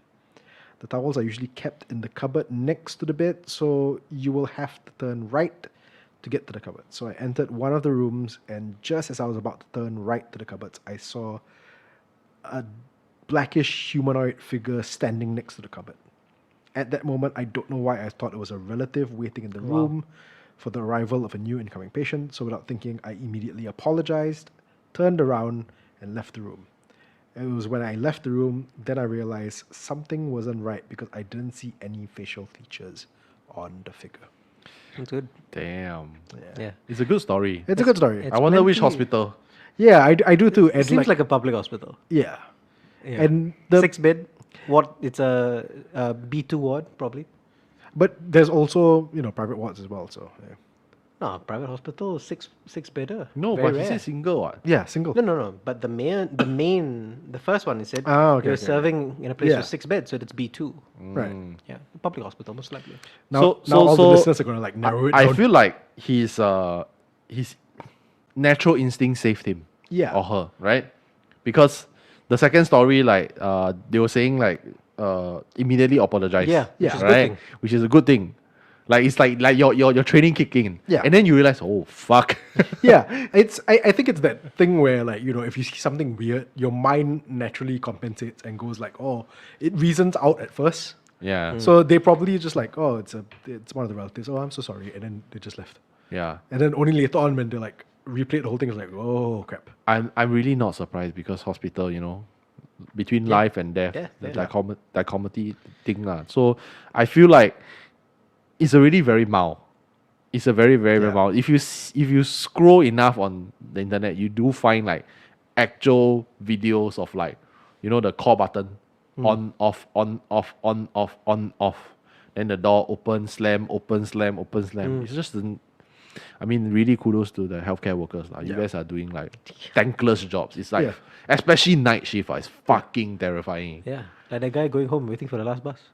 You're talking about yourself, ah? Call back there. Yeah. Yeah. Grab drivers. That's true. Yeah. Yeah, taxi drivers. Taxi drivers. They have the best ghost stories. Dude, like, They do. Our Mr. What's our character's name? Mr. Cap, Mr. Cap. Mr. Cap. Mr. Mr. Cap. Yeah. So, yeah. Okay, let's address some comments. Let's go. Good evening, Dennis. Nice to see you again. Hey, Dennis. Nikki is saying that they will marathon Ghost Maps till 12 midnight later. Miss P stories I must listen. I'll give you a dare. You go to the park and listen. Just kidding. Cherish your life. Cherish your life. and at the very least, wait till this episode of Dead Air is done first. JM is asking for NS Men, is there a standard SOP for when possession occurs? I would imagine it happens quite often. Yes. Tell your sergeant. I mean, Bloody Yeah, Sergeant hell. who? the sergeant tells CEO lah. Always Just got chain of one command lah. chain of command. You're in the army, you still have to follow chain of command. That's right? true. yeah. Ghost also got chain of command, dude. Like you follow the chain of command. Then the chain of command will speak to the other chain of command, the other side. Like literally, Yeah. my side speak to your side. So what you want? What you want? Tell me what you want. You want tanki? Okay, I call tanki. I like how you make it sound like the ghost officers and the human officers negotiating. Yeah. At the end of the day, right, it's up to negotiation. You will ask the spirit what you want. What you want, what you want, how you want, what you want to leave him alone, or what you want, like what basically what you want. Yeah. At the end of the day, it's what you want. I mean, So what do ghosts want? Money. Money? Okay. Are you Hell projecting a notes. little bit? Hell now? notes. Oh, right, Yes, right, hell right, notes. right, I'm right, talking about hell notes, Okay, right? okay, At okay. the end of the day, it's hell notes. Like for example, when you piss off a ghost or like you get possessed or you sway lah, kena Yeah. sway, Yeah. then you get a donkey, then the donkey will usually ask offerings. This one want offerings. How much? Yeah. I mean, few thousand. Isn't there also like stuff like unfinished business? Oh, that one is next level. That one personal, bro. Yeah. That one really need to match the 八字. That one is like your energy matches that spirit's energy. Therefore, only you can help him. You're like the chosen one. No, but the whole like asking for offerings thing is it's like corruption. Eh? It is what. It is what. you go to the foreign country, you got caught speeding. Which country? I cannot say which country. Yeah. Kenneth is also saying that we should write and direct an episode of an Incredible Tales reboot, and the collector should narrate it. It would be perfect. I cannot take Art's job lah. Yeah. Yeah. I don't think anybody can replace that, but maybe there can be space for the collector. Yeah. Or the person who's playing the collector, right? Yeah, maybe. I mean, if you guys would like to see us do an Incredible Tales reboot, hey, we're not saying that we're gonna do it, but hey, Yeah, man, just let MediaCorp know, right? Yeah. A lot of things is not up to us. yes, Bernard say we could kill it, but indirectly. Nice. Nikki is saying that add the visuals from POV reenactments. ooh, Yeah, I think that one quite scary. yes. That one quite scary. I mean, have you ever shot a POV of a Miss P? I know that Nakia from True Horror has done it, yeah. but imagine she you does it shoot so it well. like, wow. I think it would be quite creepy. Yeah. Nakia, you're a very, very brave woman. More than brave. You're more than brave. You just your love for horror is Yeah. unhealthy levels. We always love having you as a guest, but unhealthy levels. This comment I actually like. Save Me is saying that I like the mystery of the collector, so I don't want to know. Yeah. Let us know. What do you guys think of that? Okay. I'm gonna address one more comment before we go back to the stories. Okay. Right. Let's see. NGXU, more live chats like this, please, in the future. We try. It's do. a lot of setup, like crazy amount of setup. And usually it's just the two of us. Yeah. And then a feedback from the same person saying that Tales from Incredible Tales are way too short. Longer, please, for season 3. If season 3 does happen, we Yes. will try. Actually, if you realize, right, we already tried to push. From season 1, it was 20 to 25 minutes. Yeah. Sometimes 30 minutes. But this time round, we have 45 minutes episodes. Yeah. If they do make it. But not everyone got a lot of ghost stories. So sometimes you cannot pull that long. And Yeah. also there's a running time limit by the broadcaster. So, but if you want, let them know. Yeah. Yeah. So mean- I'm only the messenger. It's great that the kind of feedback we get is, oh, it's awesome. Can we have more of it? Yeah. It's This, great. this is the kind of feedback we do love. Yeah. I mean, if it happens, I will try to make Genting happen. Okay? That's my promise to you guys. Why you wanna go Genting? Ghost stories, man. Genting and ghost stories. Walao, what's there not to love, man? Let's go. Okay, now it's my turn. I'm gonna do it in the Incredible Tales and Bing voice. This one very simple one. Incredible Tales and big voice. This one very simple one. You know what? Since it's so simple, right, I'll give you 2. Because Ooh, it's the bonus. next 2 lah. Yeah. So Abing, tell Army Ghost Stories is the best. So Ulu Pandan Camp back in 2002. Ulu Pandan Camp is near the very nice condo where Ulu our Pandan, yeah. dear friends stay. I just think of it as the Ulu Pandan Kondo. Yeah, so there's this very nice Pandan Valley. Pandan Valley. Yes, Right yes, across yes, the yes. road from Pandan Valley. Yeah. Ulu Pandan Camp in 2002. So basically he's saying that I was doing prowling duty with another dude. We heard Chinese opera singing coming out from a supposedly empty building. Woman's voice and all. And it sounded live.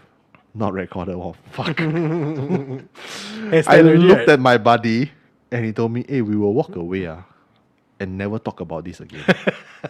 And then he believes that the camp has been demolished. No. I don't know. Actually, it has not been demolished. Part of it only. So the barracks, right, I believe is being used as dormitories right now. Yeah, it's still there. I think maybe the sensitive military infrastructure is gone, but like some of the buildings is still there. Yeah, I mean, it's a different ball game lah. That the foreign workers are staying there. It's kind of Yeah. fucked up, but Yeah. at the same time, right, there's gonna be a lot of stories coming out there lah. And it's damn creepy because I've actually passed by there because our friends stay there. Then after we party, right, we'll always take the car. The car will always pass by the area. You can see like it's a slope towards it, right? And at night, right, it's almost 100% dark. Yeah, And it's pitch dark. It's a very old, unused road, like Yes. almost like dirt road like that. Then it leads up to the camp lah. But this one leads up to the Yeah. dormitory lah. Every time we pass by the road, I always miss it, especially at night. You miss it. Like I'm no, as in like, Oh, I don't go. Oh, it's the road. No, as in, we drive past it, and I'm like, did Hey, we pass wait. by the road? When you were serving, Ulu Pandan camp was still around lah. That time. No, I'm not trying to diss your age. I'm just asking because I remember you told me when you enlisted that time it was 9/11. Yeah, 9/11 was 2001. correct. This was 2002 ma. Yeah. So you're still around lah. Probably, yeah. Oh, interesting. Yeah, Yeah. interesting. I never went to the camp, but you Yeah, know, yeah. No, I'm just interesting side note lah. Yeah. Okay, so this one I can relate. Okay, this one is around our time. around our This time. army story takes place in Tekong. Surprise, surprise. Sorry, I forgot to credit the other guy. So the previous story, right, the Ulu Pandan story was Go Zarian. Okay, so don't sue me. So this story is actually from Pineal Tone.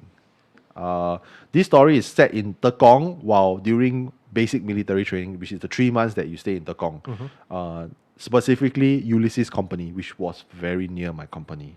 I walk past that company every fucking time when I take out the boat. And I have friends from Ulysses also.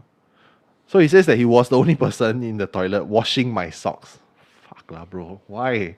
Why? And all of a sudden, I heard a very dry whisper singing, left, right. What? Bastard.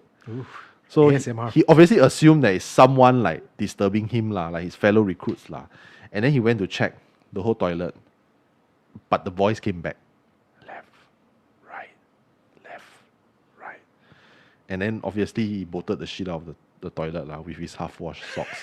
Wow, the socks gonna smell bad, bro. Oh yeah. Yeah, the half-washed one is the rubber. That's gonna be smell, the right? scary thing. your half wet socks. Yeah. The thing I'm narrowing down here is a very dry whisper. Maybe they need lozenges. The thing is that when I was in BMT that time, my friend was also in BMT, Ulysses Company, and then he was telling me like, I mean this one he tell me one this one not say the truth but he tell me Ulysses Company had like statues of deities every single floor, which is like, you know how like, army, right, you're not supposed to have religious objects. Yeah. Technically lah, in the camp. But when you do, that doesn't show a very good like sign because it means that it's fucking and then he says that there's still hauntings. Like he still hears stories from his company mates, right? That shit happens like people get possessed, they see shit in that particular company. Because Ulysses is school 3. School 3 is the older one lah. So it's like the newer schools, like, because I'm from Bronco, so it's B. So there's A, B, C, D. These are the newer schools. School 1, right? They have these 4 companies in one parade square. So the Ulysses Company is the older ones. They only had like 2 or 3. Then there's like the basketball court.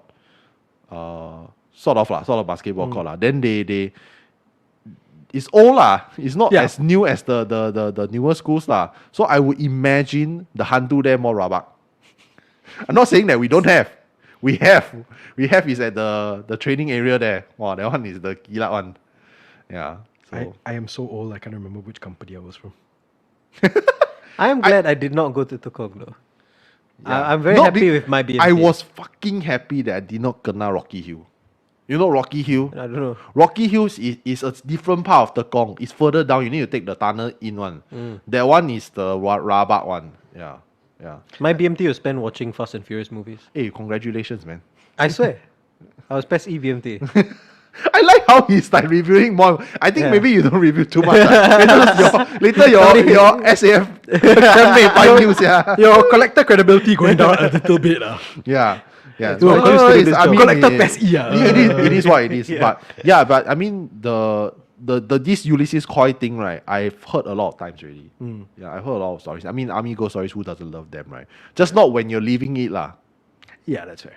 I think when I was serving that time, I already started listening to horror. But during my time, I fucking stopped. I damn scared. I remember, like nothing happened to me while I was on Tekong. Good Absolutely nothing. Good for you For some reason, it was happening around me, but not to me. You blessed lah. Like you said, like you always say, blissful ignorance. Because like I will have people like, hey, I woke up and there was blood on my pillow, and I was like, maybe you got nosebleeds.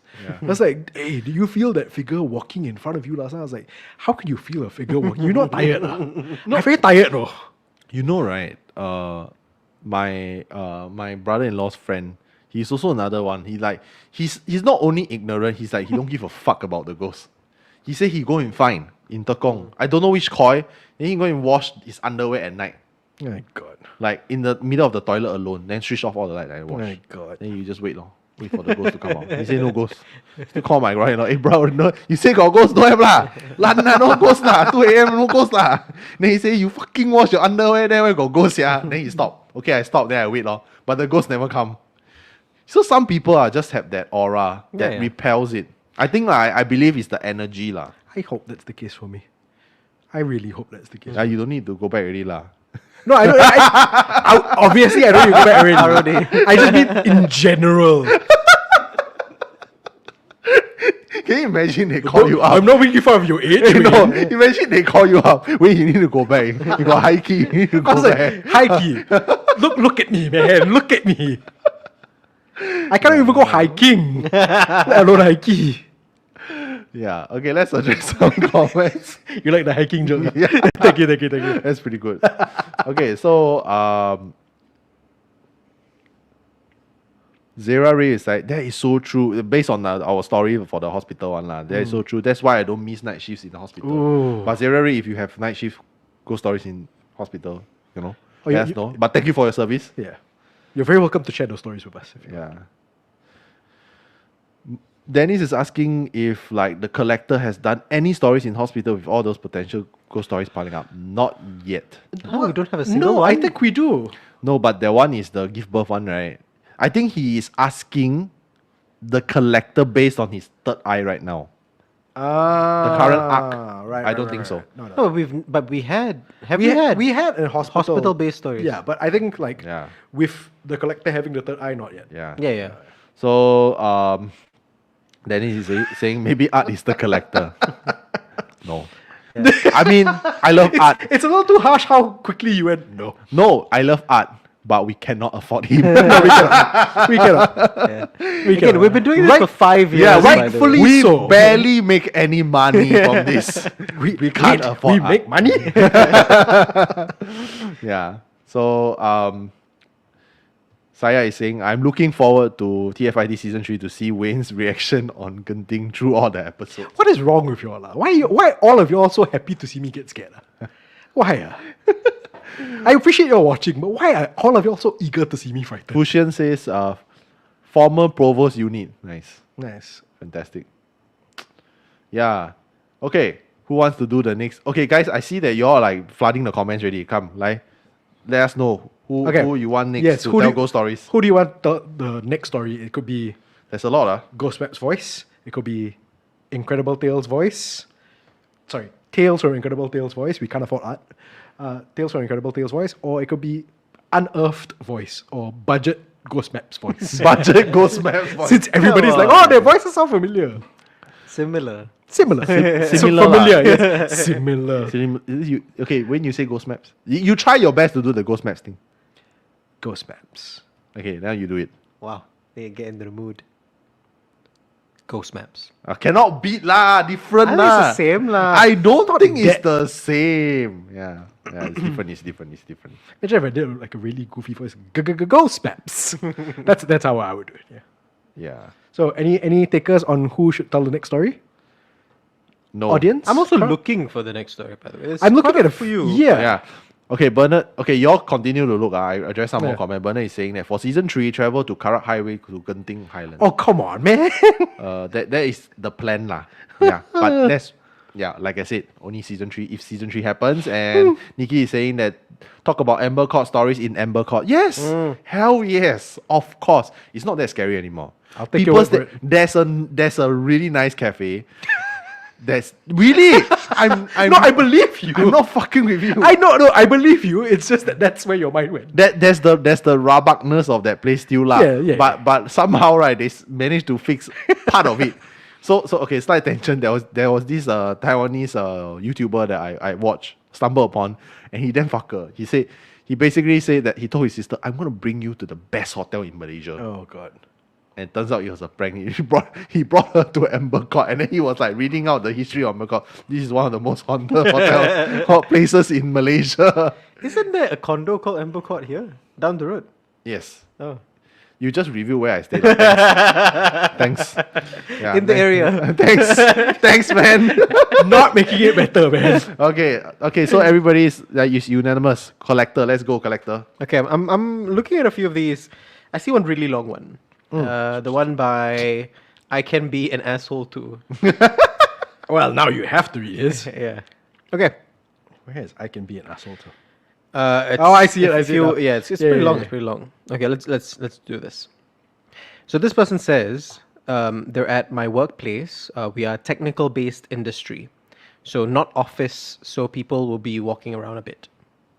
I don't exactly know. Are they saying not many people walk around, or many people walk around? Not office, so people will be walking. Okay, So, okay. yeah. So there'll be a lot of people walking around. All right, got not it. desk bound kind of job, I guess. Sure, understood. One day, a colleague and I were in this room, just the two of us. The room has no windows, and it's supplied with filtered air with higher pressure, such that the air will rush out of the room when the door opens. This person says they were at station A. Their colleague was at station B. We were in mid-conversation when she interrupted to ask me if I can smell this weird, foul smell. I couldn't smell anything. She asked me to go over to her station where she still smells it. He did, but again, no smell there. We decided to change topic because we know that this place has its resident spirits. A few days later, this happens again, but roles are now swapped. I can smell this foul smell, but my colleague cannot. At my station A and not her station.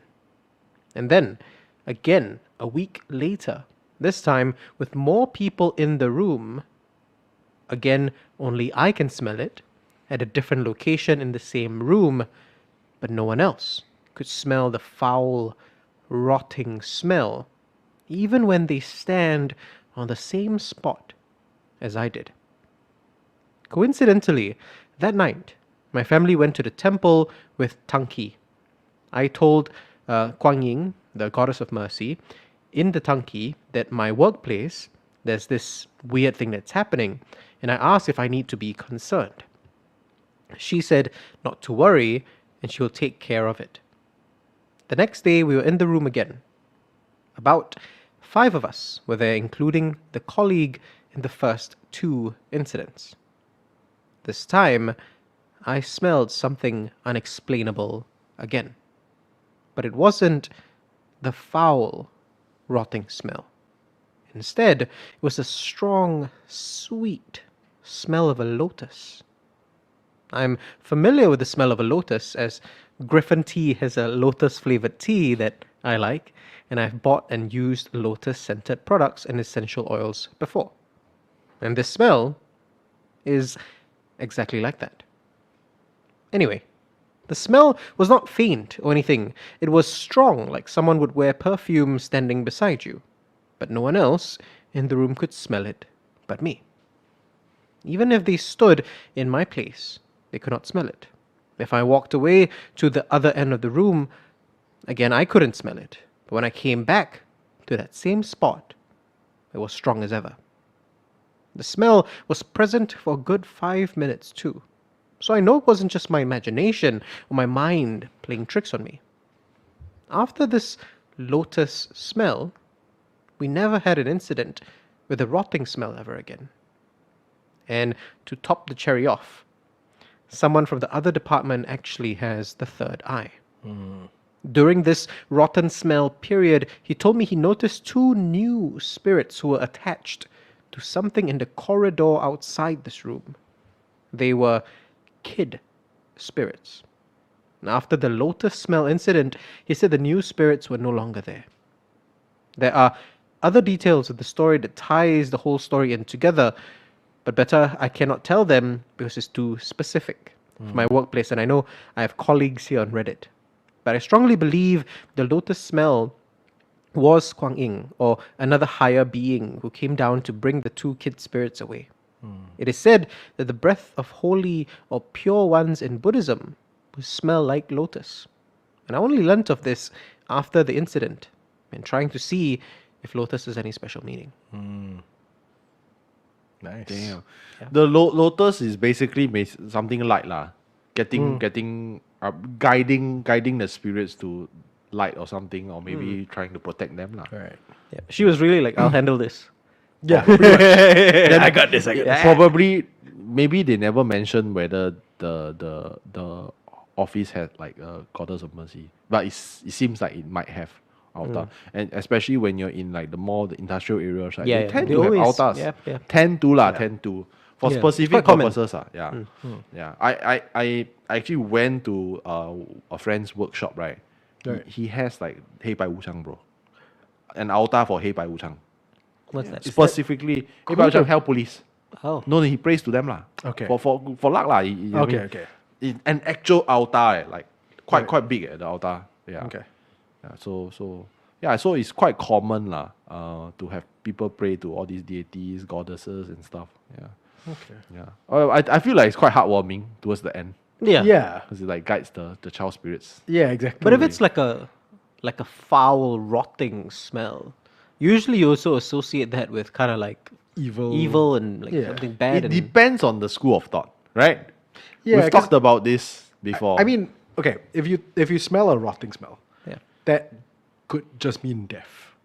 And Okay. if the kids have passed on, like it doesn't necessarily it's mean just that like they're something evil. just follows. Yeah, but I know what you mean. When I think of like rotting smells, I think of like kakak. Like that's the first thing that comes to my mind. Or yeah.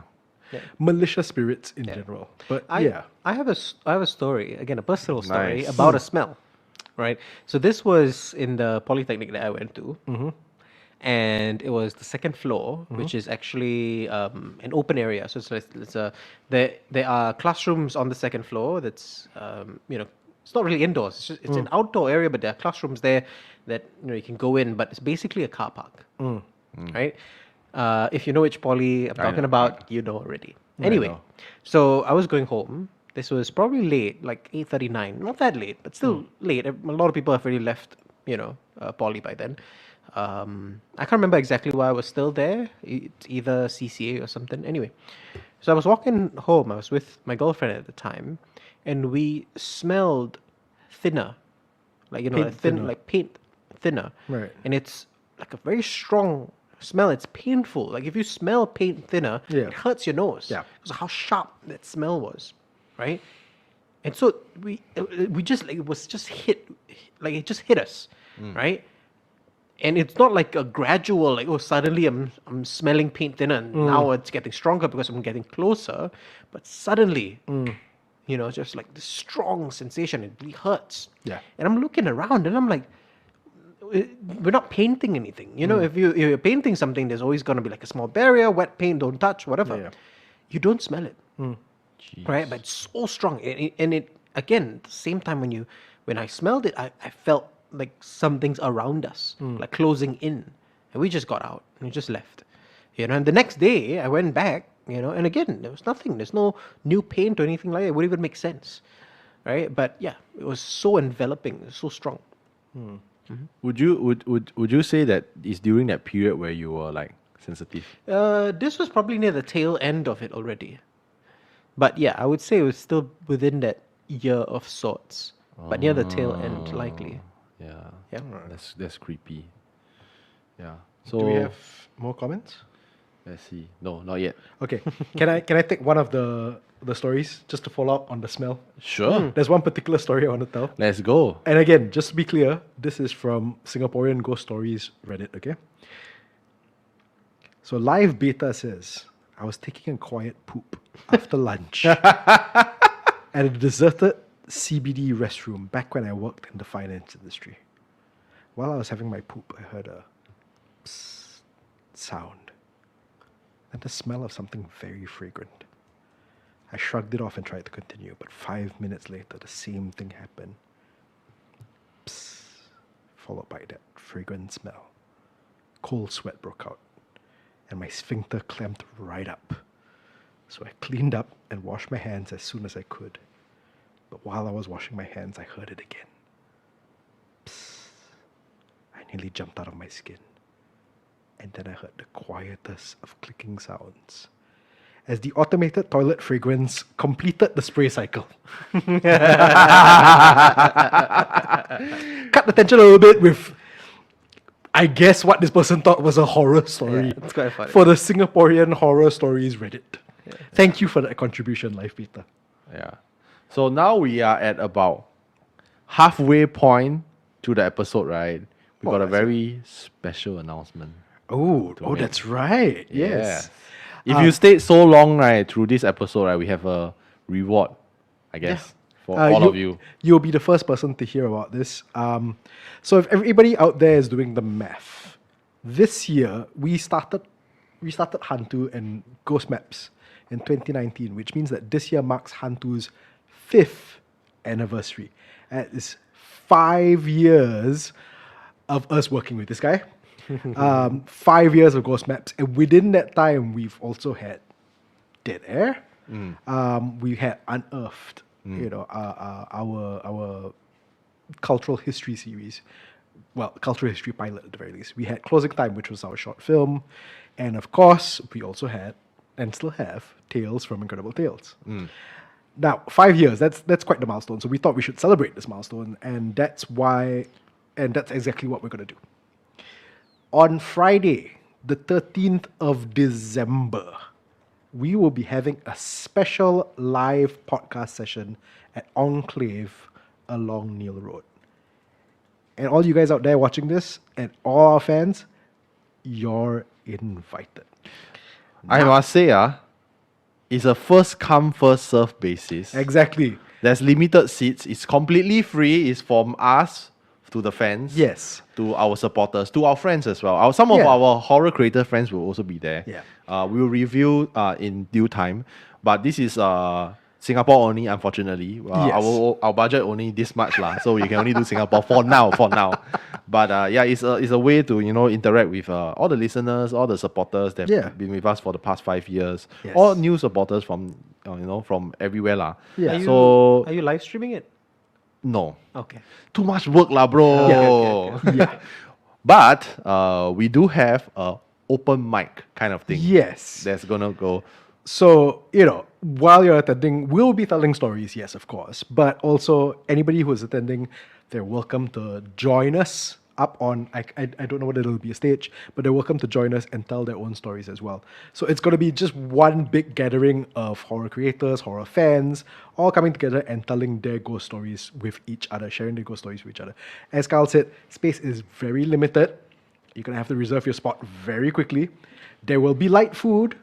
There will be horror-themed drinks. Horror-themed drinks. Yeah, so... Yeah. Alcoholic. Alcoholic and non-alcoholic. Yeah. Okay. And also, we it's very hard to find a place that has alcohol and also possibly halal food lah. But there will be no pork served. Yeah. So yeah. So, if you want to be part of this exclusive get-together, you do not want to wait. Details are in the description, yes? Yes. Yeah, so details are in the description. The Eventbrite link is in the description right now. Wait.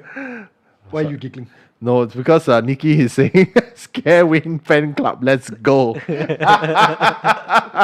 I'm sorry I asked. Yeah, so an event for overseas listeners, please.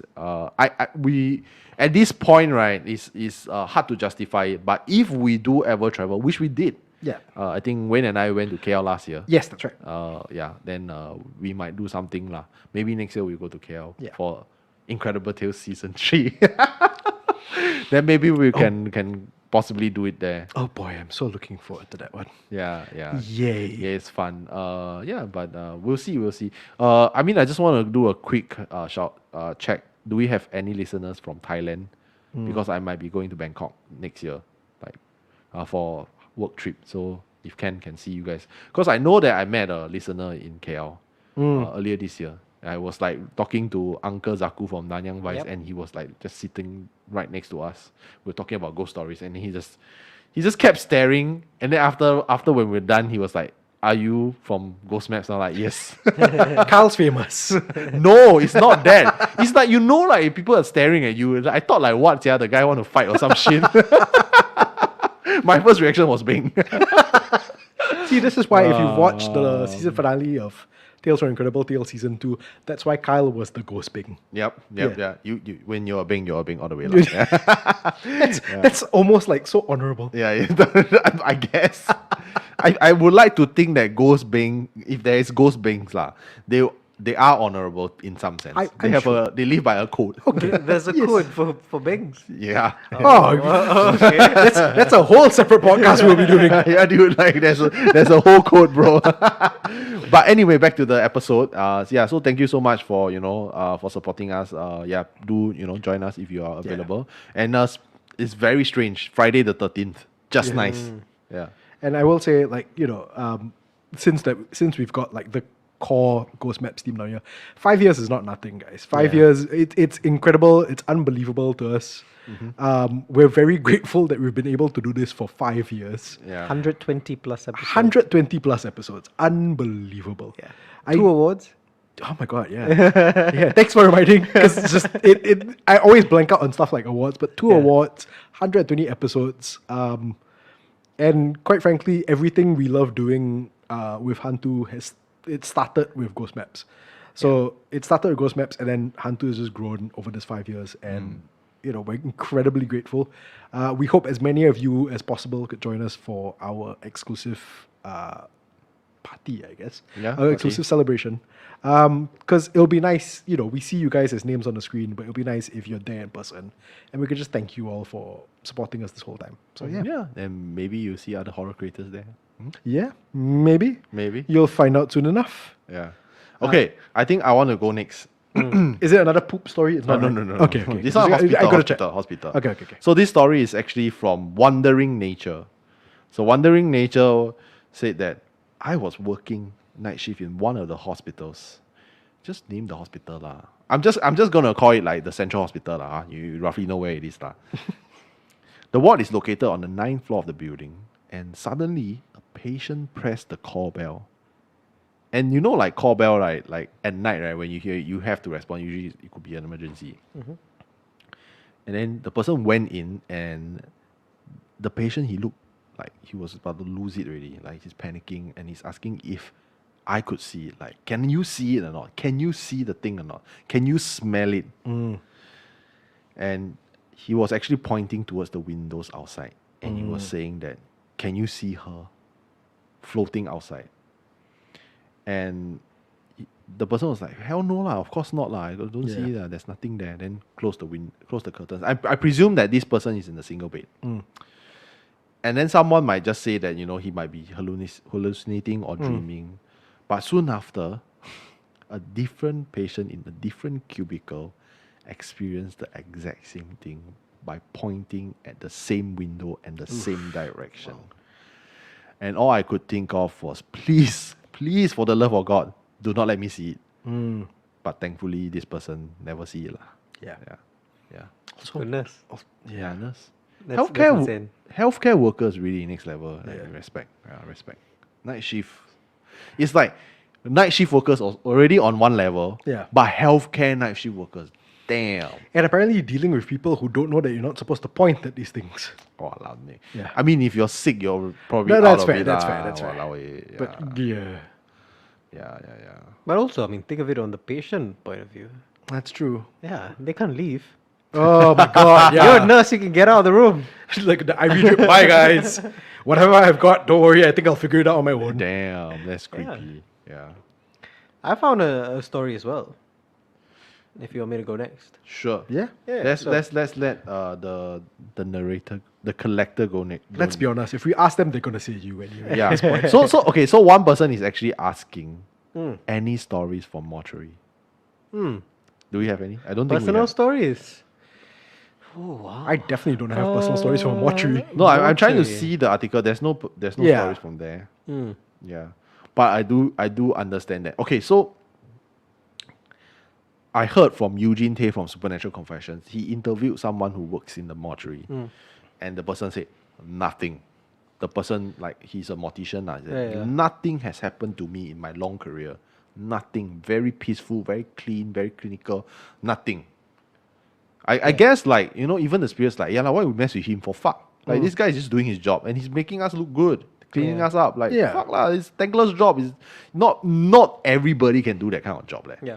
Yeah. But I would say another one of my favorite horror movies is Autopsy of Jane Doe. Oh, bro. Same, bro. Yeah. Fucking terrifying, no? Great movie. Is- Low budget and amazing. Yeah. Amazing. One of my favorite ever. I think the Jane Doe, the person who played Jane Doe, really Yeah. got like a free paycheck. Yeah. Just like that. Hey, no, No, she no. got up later. No, but no lines. Chase you around the no lines, but Yeah, chase no you lines. around Yeah, the parking lot. chase around, lah, but no lines. No lines. Great show. No lines, yeah. Yeah, I mean that's a That's mortuary. that's a I do really- like the mortuary based like movies and shows. Yeah, because it's the thing that for me, as in probably I don't have any stories on mortuary. It's very rare. I mean, for you to go to a mortuary also. Yeah. Other than if you work there, right? But the thing about it is just it's enclosed, and it's so easy to be like, oh, a dead body is moving, and go missing or something like that. So I like the appeal of ghost stories in a mortuary setting. I love lah. I mean, I think Singapore is in Asia specifically. We are very respectful of the dead, much more respectful. So we revere the deceased a lot more. true. I think we are a bit more enclosed in that sense. So we don't talk about death as much as the Western world. So a lot of the mortuary stories for myself, I also like them. I have the same appeal Yeah. as you. Are from the Western world, and they are fucking terrifying. Though there are a few ones that I have not watched yet, but it's on my list. So in the Muslim culture, when somebody dies, you have to wash the body. Oh yeah, Right?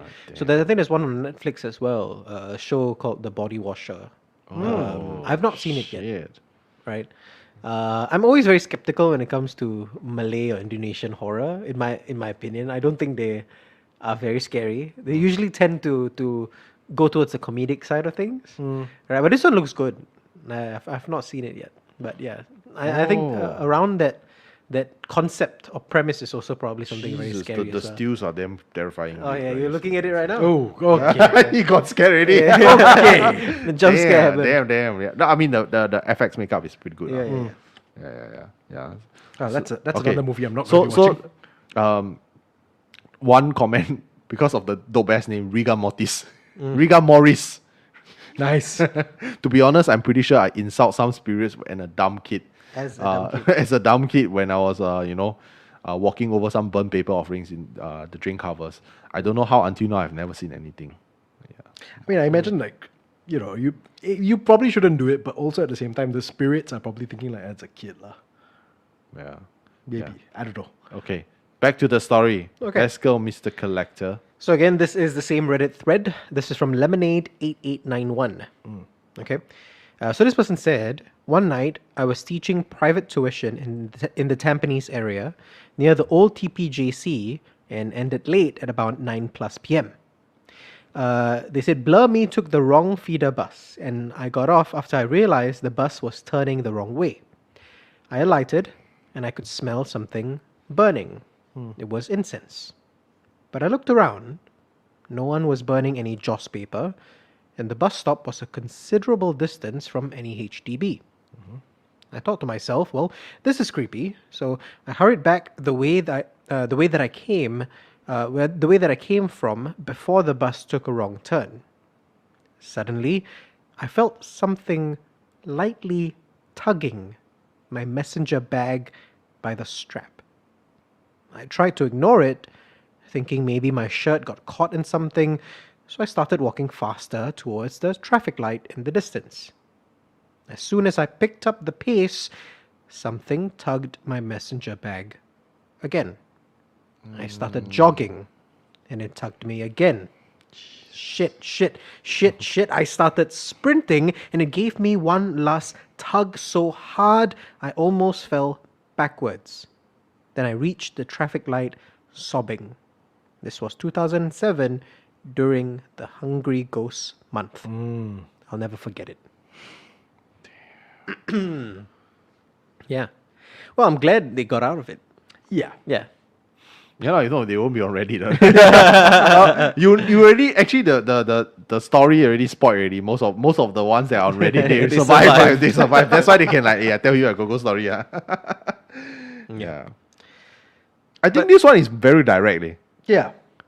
Smell the smell, then after that tuck, then run. Yeah. Pretty much quite normal. I know, but the whole I say it's scary enough taking the wrong bus and realizing you have no clue where you are. Oh yeah. You know, this person is lucky they realized immediately because they were awake during the time. I have a funny story, not a ghost story, right? Where I took, okay, so I didn't even take the wrong bus. Okay, I used to be, again, in this polytechnic that's in the West. And I take bus 151 home to my previous home in Kovan. Why, you're really narrowing it down, aren't Right, you? I mean, I no longer live there, right? So we've said it already. I used to live in Kovan, so I used to take the bus 151 to go all the way back home to Kovan, right? I fell asleep. Okay, and guess where I woke up? Tuas.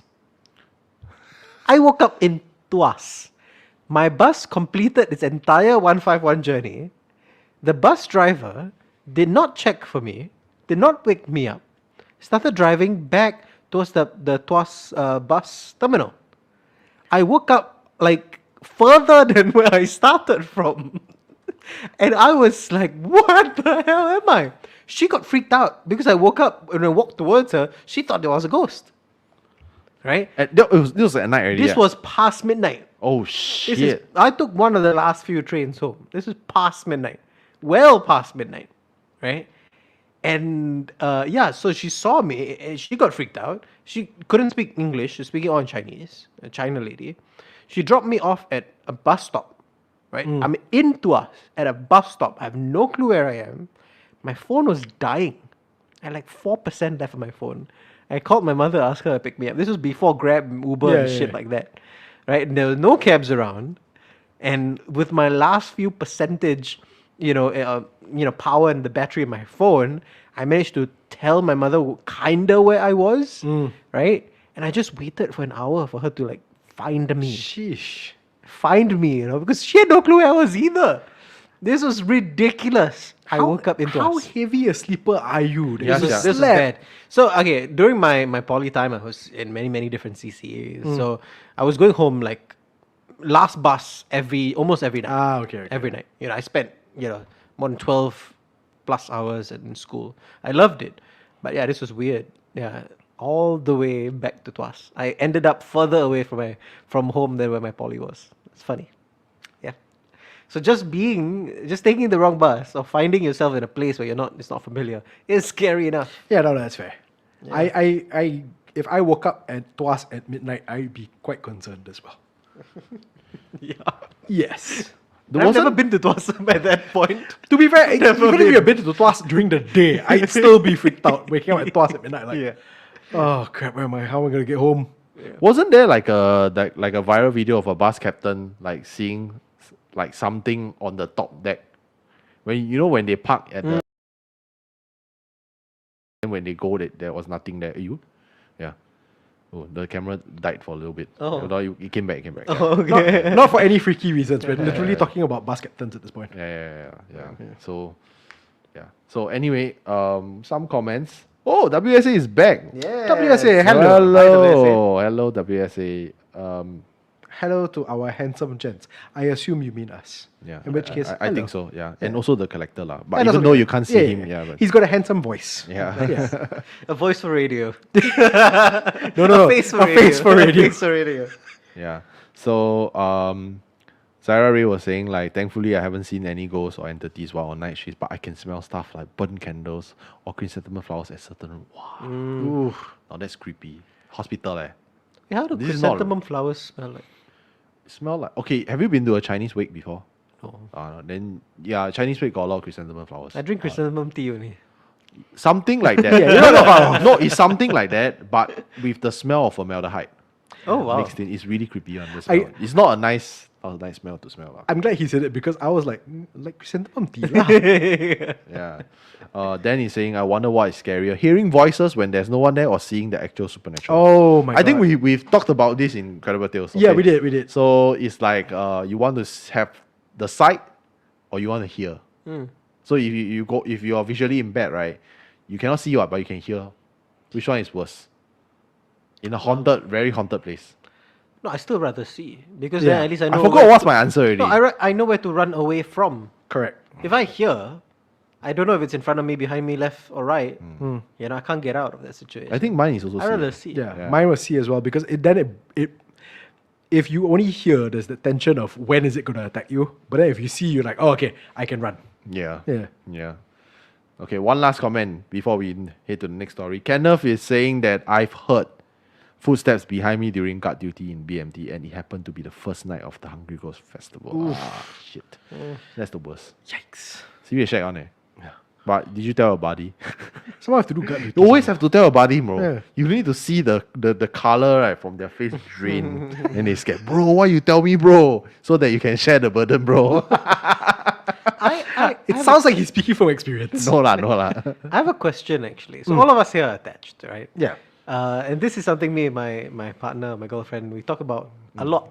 Ghosts, not specifically ghosts, but when somebody experiences some kind of haunting, some weird thing, right? And in movies, you see this, you know, like a husband and wife. The wife says, you know, they're experiencing some ghost thing, and then the husband's like, oh no, it's just in your head, and they Yeah. don't believe them, Yeah. right? In your own personal lives, if your wives or girlfriends tell you that they are experiencing something, will you believe them automatically? Yeah. Yeah? Yes, because my wife is a non-believer. If she tell me there's something, I know what's up already. Yeah. Yeah. Based on our experience, and we dated Even if they sound crazy. because we dated for a long time before we got married. So, and I've seen and heard shit in my entire life, right? So, even then, I told her all the stories. She was like, oh, whatever. Whatever. Like, Yeah. You do you. Then, but then, you know, she still never kena. She still never believe or anything. So when she tells me that, oh, really got something, then yeah, I think I will give her that benefit of doubt lah. Unless she's start telling me that, do you see that fucking alien over there? Then I'm like, it's weird, right? Or but she then says again, those maybe aliens fucking. no, just like I don't know, like something really wild, something out there, one lah. Yeah, Like, yeah. do you see Woody walking around? As in Woody. Toy Story Woody. Yeah, Toy Story But Woody. it's really specific. Yeah, I don't know. I'm just trying to give a very weird example. That is a very good weird yeah, example. yeah, the really weird one, like out of there one. Yeah. So, but I would believe. Would you? Yeah, I would. Yeah. Yeah. Do you think your partners will believe you? Yes. Because I don't say. yeah. Because I've experienced a few times with her, but I never say. I would never say at the location because you don't want to attract attention, or you just keep quiet first. Then after that, when we leave, I tell her. Then it's like, fuck, why you never tell me? I say, because when I tell you that later they come out or what? How? Right? Then we just like buat bodoh lah. Yeah. I know my wife is not like, you know, a hardcore like believer in like ghosts and stuff. She's spiritual and everything. So she's not like a non-believer like Carl's wife as well. But if she says something's not right, I'll be freaked out because it's not a conversation that we normally have. It's not like we sit around talking about like the supernatural. So if she says it, then I know something's wrong. And she knows that, like, okay, put it this way. When we go to like Bukit Brown or wherever it is, right, to shoot stuff, she's always the one to tell me, can you bring some holy items with you? Right. And we've got like a variety of holy items, spiritual items that I will bring with me. So if she says something that I know it's there's something there lah. Yeah. Like I was reminded of this because I watched Smile, the movie. Smile 2 is out. I've not seen it yet. but Yeah, I don't wanna the watch first it, Smile movie was on Netflix. I Yeah. watched it. It's pretty good. Yeah. But again, the same scenario, right? The boyfriend of the person going through that experience doesn't believe her. Yeah. Yeah, no. So But I think it's slightly.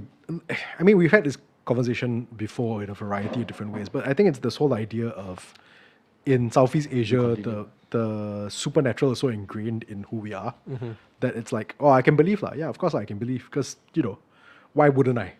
But outside of Southeast Asia, it's always like, I don't know, because it's a fringe thing. It's not part of the actual like mainstream culture. yeah. Whereas here, it's like, I know a great place to eat. Also, I got 5 different ghost stories for you. today. Yeah. Usually those are tied, huh? Yeah. You're gonna like this comment, Yes. right? It's actually 2 comments. People are asking, is the collector Team O? Who's Team O? The DJ. The DJ. Oh, I don't know. Yeah. But yeah, he's good lah. He's good. He also runs another Yeah. horror channel called Okay. Radio Super Channel. No, because we're trying to get him on Dead Air. Yes. So okay. that's a very straight thing. Joseph will say sounds like Timo, but no. Not Timo. I gotta listen to Team O. Yeah, Yeah, you you got it. Yeah. He has a Was good it, voice as well. Radio Paranormal Singapore, right? Radio Paranormal. Yeah. Okay, so I'm gonna tell the next story. I forgot the order already. It was you first, right? Just now. It's always him first. Yeah, him. Then okay, I'll do it. So this one comes from Alarming Practice 789. Okay. In my previous job, I was working in an industry area in Boon Lay, at the manufacturing plant. Here were my encounters. The first encounter was when I was working late into night with a few colleagues, and we were rushing out some stuff. It was getting late at around 11 p.m. And the rest of my colleagues left, so I was left alone in the manufacturing plant. Shortly after they left, I heard the sound of something dropping. Curious to see what dropped, I turned around and found a bottle of 500 ml mineral water on the floor. Apparently, the bottle dropped from the shelf, and then I took it as a sign to leave early and just don't bother about the bottle. Smart. This guy damn smart. Yeah. But if it was me, right, my colleagues leave, I also leave. I'm not gonna stay in the manufacturing no. plant alone. Work-life Can you balance, imagine guys. how big that is? Yeah. Second story was when I was working my stuff in the weekend. In the evening, was waiting for my colleague to come back from her meeting. Her office was located in another room which was accessible via entering my room. So he has to cut through his room lah. From the side of my eye, I thought I saw her walking into the room, and I heard the door closing after her. Rushed to open the door and only saw her colleague, not her. And the colleague was like, nobody entered the room, man. Doppelganger much? Ugh, doppelgangers. And then the third story is the last one, where there were a few instances where things were dropped in the storeroom, and the few of us were working late at night, and they were basically like, I used to it, yeah, just ignore. Sounds like a pretty much standard office haunting. Quite standard lah. Like I think there's it's either the penunggu or like the spirit that lives there lah. Like the guardian spirit, like just like there. Yeah, because I told this story before, but like I used to work in another industry for a bit lah. I freelance for them, supported the industry. Then I had to work late, and this building is no longer there. It's called Chinatown Plaza, and the office is at the basement. And Chinatown Plaza, it is a strata building. It's like Golden Mile. It's like very old kind of style one. So you have to take the escalator. It's a mall. It's like a small mall, but you have offices in the mall. So you have to take the escalator down to the office. And then the office, right, is in the furthest corner. So, right, that furthest corner, already lack of sunlight. It's completely dark. So it's all like, you need lights on, if not you cannot see. So I will always be the first and the last. Most of the time, I open the unit, open the shutter, on the office, then I go in. I've always felt that office had something, but it wasn't malicious. It was like, it was there already. And that unit, the company owns that unit lah. So there's no landlord on. And the place, I feel that the thing that resides in there was in the storeroom, and they had like storerooms to keep their stocks lah. Right. So every time, right, when I work late, 5 plus 6, everybody have left already. So I was working late, or sometimes I'm like just waiting for my friend because that area is near all the bars. We will go to the bar to drink. I will hear things in the storeroom, like things drop, pum, or like movement, shuffling, weird sounds. Then I feel like I kind of gotten used to that entity. So I would say, okay, I'm sorry. Today I need to work late for like 1 hour. Just 1 hour, please. Okay, don't disturb me. But you will still hear the sound. But I just don't give a damn lah. Just don't care. Yeah, then I just go. I've not seen anything there, but I felt that there was a presence. And the weird thing is that, right, the wall that's beside the storeroom, because it's the edge of the unit one. The wall that's beside the storeroom is the same wall of the men's toilet. Oof. So if you're using the last cubicle, you're littering on the wall of the storeroom. So, and you know what they say about toilets, right? Yeah. All the ghosts is there lah. So I'm not surprised that, but it's no longer there now. It's like a very spanking new building. And Tenjin, that area is near Enclave Bar, where we're gonna hold our event at. So, if you are in Singapore, Good segue. do come for our event. Kyle's very good at segues. I have to say, he's very good at segues. Yeah. So maybe segue you next story. Oh, segue straight to my next story. Okay. I thought You want comments? No, I thought we were gonna jump into the comments, but Okay. it would be quite good if we segue to the next story first, Okay, why? because it's a workplace story. It's very similar also, Okay, but let's also I'm picking this one specifically because it happened at the East Coast Taco Bell East Coast or Taco Bell, eh? last time lah. Or last time? Last time. Now there's not even a single Taco Bell. There isn't a single Taco Taco Bell Bell. is damn good, I'm ah. picking. Yeah, I love it. That's I it. love it. I'm picking this because my wife loves Taco Bell. Same, love bro. Taco Same, Bell. bro. Absolutely loves Who doesn't Taco love Taco The Bell? last Taco Bell was at Heartland Mall in Kovan. Was it? It was. Huh. For sure. Because I lived there. I was so happy. Maybe it's the last Taco When Bell was you it? saw. When did it close? Oh, it closed early, man. Like it was, so there's a KFC at Heartland Mall in Kovan, and Taco Bell used to share the KFC there. Yeah. Oh, Yeah. It closed quite early. I no, remember- as in like when did it close down? Yeah. So like I lived there. Oh, my goodness. Maybe like 2010. Oh, Yeah. Around there. Yeah, I remember when Taco Bell, KFC, and Pizza Hut were sharing space in Lido. Yeah. Because it's the same company. Yeah, it was good times. Good, good times. times. Good times. Okay. Okay, so this is from Wojar, Wojar. Wojar used to work at East Coast Taco Bell. Now, during closing one night, him and his manager, or her, okay, I'll just read it out. During closing one night, my manager and I were locking the back shutter door, and we gave it a shake to make sure that it was locked. We turned around and walked a few steps before hearing the shutter shaking again. Shit. Yeah. Manager and I glanced at each other. We walked back to check that it was locked. There's this transparent strip or stripe. So we looked through to make sure that there was no one on the other side. And we shook it again to make sure that, it was locked still. And we made our way to the front. After a few steps, the shutter shook again. Without saying a word to each other, we hurriedly walked away without turning back. Now, Woja couldn't find a proper explanation for what happened. The wind wasn't strong enough to shake the shutter in this manner.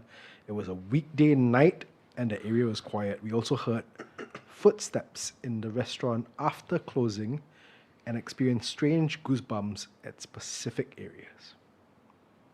Wow. I don't know what's at the Taco Bell now, but yeah. I don't Where even was the remember. Taco Bell? I don't remember. I don't remember the Taco Bell. Is it near the McDonald's drive-thru? Is it near? I imagine it's around the same area. Is it near that Big same Splash? stretch. Big Splash? Yeah. Probably the same stretch. Yeah, because that's where all the restaurants are. I think I got tell a ghost story before that there used to be remember Waraku, the Japanese restaurant. That was where I did my first job. There's the whole bunch of tennis courts there. Then they had like the building with like the whole the tall arched roofs, and then there's a lot of shops there, a lot of restaurants there. And I remember there's an arcade and a bowling alley at that area. And someone told me, I think I told the story, the arcade got ghost one or some shit. Yeah. I mean, I'm not surprised at East Coast, bro. You sure it was actual ghosts and not like Pac-Man in the machine? I don't think they have Pac-Man. Yeah, I know. I think they have I'm again time crisis. I'm again showing my age, but yes. Yeah. Okay, let's address a few more comments. We're gonna end the episode soon, okay? Because it's been 2 hours and 13 minutes. Yes. Thank you all for watching and following us for so long. So if you got any questions, just whack right now. Okay, so a lot of interaction among themselves. Yeah. Which is great. You know, Which is quite nice. Very good. This is what we love to see. Bam Dory is saying, I remember Hungry Ghost Month, I go school and I smell some flower when taking the MRT. You sure it's not just some guy on the MRT with flower perfume? Unless you're alone in the MRT, then I think that would be creepy. Eng is asking, anyone has an inkling of why ghosts want to scare us human? I think energy. I think maybe they get Bored, energy. Or like maybe it's like Monster University.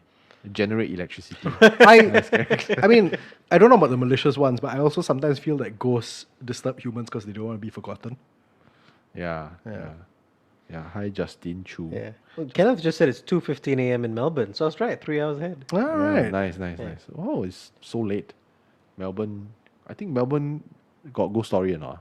I'm sure. Like, is it as scary as us? What, the Tasmanian devil? Well, Kenneth, we would love to know your Melbourne-based ghost stories if you have any. Yeah.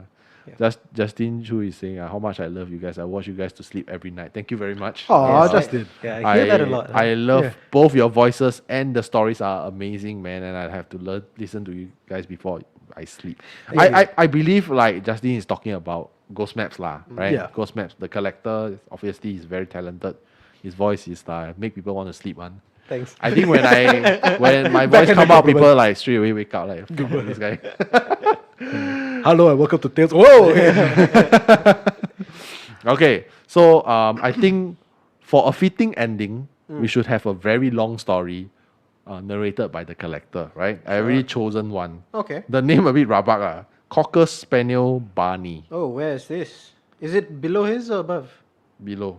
Below. I think it's below. I think we're all over the place already. Yes, exactly. Yeah. Yeah, you just search for Cockles Spaniel Bunny. How do I use this? It's not my iPad. Just scroll up. Now you all know. The collector is a Samsung user. Dude, I can't find it, dude. Yeah. Yeah. Cocker Spaniel. Yeah. How about I use my phone? Just use my phone. Yeah. Okay. I'll Just use take your my phone. Yeah. All right, let's go. Okay, all right. So this is again a story on our Singapore. This is by Cocker Spaniel Barney. Very cool. So a number of years ago, I worked in a game development company. My office was located in a very old building opposite One North. Not going to be too specific on the place. I know which the Alright. building is. I will share where the building is exactly. Okay. One night, a few colleagues, 4 of us in total, did some overtime until 11 p.m. The building was very dark, as other companies on our floor had already left for the day. The only source of light, other than our office, came from the ceiling lamp outside. We clocked out, turned off the lights, and exited the office doors. Our office doors were made of glass, and the lift was directly opposite it. While waiting for the lift, the solitary light above us started to flicker. Suddenly, my colleague motioned to us to look to our left. We turned and watched our reflection in the glass doors. However, while the light above us continued to flicker erratically, the one in the reflection did not. The ding from the lift sounded, and we silently filed in, not saying a word till we left the building and got to the main road to flag for cabs home. So that was the first story. Right. So no light reflection in the reflection. No light flickering in the reflection. Yeah. Very good. Story number 2. My family lives in a maisonette in Serangoon. My hubby and I live there before moving out. I run a home-based catering business, so I will sometimes work till very late at night while everyone is fast asleep. During these nights, my dog will sleep by the kitchen door waiting for me to go up to bed. One night, my husband was back in his hometown, and I was in a call with him while I was working. I remember working on raw meat at this point. Suddenly, there was a smell that was sickly sweet. It smelled like a mix of detergent, hair wash, and flowers. and it seemed to be slowly filling up my kitchen. I wasn't bothered by it at first, as I thought it could be the smell of my neighbor showering and the water flowing through the pipes, but it suddenly clicked in me on what it could be. I stopped talking, picked up my knife and my honing rod, and started to slowly swipe my knife back and forth on it. I said out loud, "I know how to use a knife. I'm not afraid." My husband went like, "What the hell? Why are you suddenly threatening me?" But I shushed him. The smell was so thick now. So I continued swiping my knife and repeated what I said. I took my knife to the open kitchen window and said loudly, "I know how to use a knife. I'm not afraid of you." Within the next few seconds, I swear the smell dissipated fully. I shut the windows, asked my husband to continue talking to me while I quickly cleaned up the kitchen. While all this was happening, I noticed my dog was no longer at his usual spot. When I left the kitchen, I found him in the dark living room facing the windows, in the same direction as the kitchen window, in full alert mode. I quickly scooped him up and went to bed. When I brought this up with a Chinese colleague who lived in Singapore, she actually said, "Oh, do you mean a smell that's like a mix of detergent, hair wash, and flowers?" "Yeah, I sometimes smell that at night too, but only in Singapore and Malaysia, never in China." Right, that's the end of the second story. I'll go to a third story. One night, my husband and I returned home really late. This was past 2 a.m. We entered the flat, locked up, kept our shoes and tidied up the foyer while having just some mundane conversation. Suddenly, we heard a distinct creak from the main door. Our heads snapped over and we both watched the knob for the door lock slowly turn anti-clockwise. The knob turned one full circle and went click, then continued turning. Before it reached another full circle to mean that the door was fully unlocked, my husband shot his arm out and in one swift motion unlocked the door and yanked it open instead of keeping it shut. Wow. There's nobody outside. The gate outside our main door was locked. There was considerable distance between the two that it would be difficult to reach in and unlock the door, even if there was someone outside playing punk with us.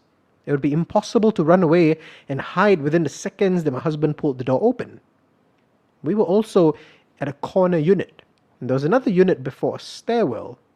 My husband is a skeptic, but he was 100% shooketh. He later admitted it was the most terrifying thing he's ever encountered. But my husband noticed his bunch of keys were actually stuck into the lock of the main door. So he thought, okay, that must have explained the turning. We pulled the keys out, locked up again, and hurriedly went to bed. The next day, we tried to recreate the incident. However, 3 keys weren't even heavy enough to cause the knob to turn through gravity. Forget about turning a full circle. We still have no explanation on what caused the night's event, even until now. Wow, Very creepy. good. Good, right? That's very, very good. good. I Very like good that. last story, right? So, the first story is actually at around MediaCorp, One North area, right? There's this Yes, the new, There's this building. Actually, we all went to that building before. I thought about Pixel. Pixel. Yeah, we went to Pixel before. Pixel, and if I'm not wrong, I might know this person because I used to work in an agency that's based there also. So I also work late. That place can get very creepy because Pixel is facing a park. Yeah. And that park is quite big. Yeah. So, and then it has a small car park, right? And then there's like the whole big ass park. So I think that building used to house, I think Disney, part of Disney, Yep, and then yep. a few gaming companies. So I think one of the gaming companies that was there. I think Gash Cloud is also there. So a lot of the media companies are based there So I'm actually, when the moment the person described the place, I was like, yeah, this sounds like it. And honestly, nobody likes to work late there. I think I'm the one of the rare ones that will work late there. But usually with my colleagues lah. I'm rarely alone. Then either with my colleagues or like we will usually have an event, then we will pack up, right? Then you'll be there, or we have a shoot until like quite late, like 10 p.m. That kind. Didn't you have a scary story at Pixel? No. In the record, we did, right? We did. In the recording studio. So basically, we were recording ghost maps, and the collector is in the booth, like doing his lines, and we were separated because this is like a really nice studio, right? Yeah. And the light dimmed itself. Yes, that's what happened. And you asked us that you didn't. Yeah. True that. No, he was doing the lines. Yeah, he was being very professional. He was delivering. He only asked us after. Yeah. He didn't ask us then. Yeah. And then all three of us, and we had another friend that was around. All three of us looked at each other. Then I was like, "No lah, it's the electric." But I know that it was something supernatural. It's like so weird, right? Suddenly at the very peak of the story, and then the light just dimmed itself. Come on lah, dude. Do you remember which episode we were recording? Oh, It was bro. very early. It was very early. This is It was like very early. First, at least the first 10 episodes. first 10. Yeah, probably. Yeah. Because we stopped recording there because it's very far. Yes. yeah. So yeah. I would say the third story is a bit more weird. Very, I like that one. Yeah, me too. It's very strange. Yeah. I didn't think he was going to open the door. I thought he was trying to like keep it shut. Yeah. That's, You know that's how a lot to go of home? No, the inside. Or from the inside? Yeah. Oh yeah, it was from the. Yes. Oh yeah, right. Yeah. Sorry, I mean, to be it was fair, from the she A lot inside. of balls. She did say that her husband's a skeptic, lah. So Yeah. Yeah. But to like yank it open and be like, that's what if it was somebody trying to break in or something? Okay, if it's not the main separation, right? If it's like the wooden door, then okay. Yeah. But if it's the metal gate, then I would Yeah, advise because again. they said there's a bit of a distance. yeah, because if it's a mansionette, I already can picture what Yeah, it's it's a going to look like. so. small foyer Yeah, area outside. yeah. Yeah. Yeah, but that's creepy though. That is creepy. Yeah. They never say where, right? This is Serangoon. It's very good. Serangoon. They stay but in which part? Serangoon quite big, eh? Yeah, of course. Got I mean, north. my old house also, all my neighbors are maisonettes. Yeah, got north, got central. Quite a few places Yeah, to yeah. to A lot of maisonette homes in the area as well. Yeah. Yeah. So okay, we are around the end of the episode. How long did we go for this time around? What? 26. Yeah. Yeah. 2 hours and- 2 hours and 30 minutes. Yeah. That's not bad. Yeah. We haven't done a live episode in quite a while, so you know. Yeah, I think we really enjoyed this episode. But do sign up for our 5th year anniversary Yes. episode on the 13th of December. It's free. Food is free. Everything is free. Just come. I mean, food is free until the food runs out lah, and drinks runs out lah. You say limited seats. How many seats are we talking about? I can't review it Okay. because I scared people will like just swarm it. But it's first come first serve basis. Yes. Hopefully we'll see you there. If not, maybe next time when we travel around Southeast Asia, then we'll see you there also lah. Yeah. Yeah. So Eventbrite link is in the description. You can click on it now. You can reserve your spot right now. Yeah. You want to do the ending with us? What's you the open ending? the script. Okay, I gotta open the script. Yeah. All right. So right at the end it says Yeah. under closing. Yeah. Okay, I see it. Okay. Okay. Okay. Yeah. He'll count us down. Yeah. Ready? And 3, 2, 1. And remember, just because they're stories, it doesn't mean they're not true. Good night, everyone. Thanks for coming. Good night, guys. Good night, everybody. Bye. Wave that hand. Wave that hand. Wave the hand. Yeah. Smile and wave, boy.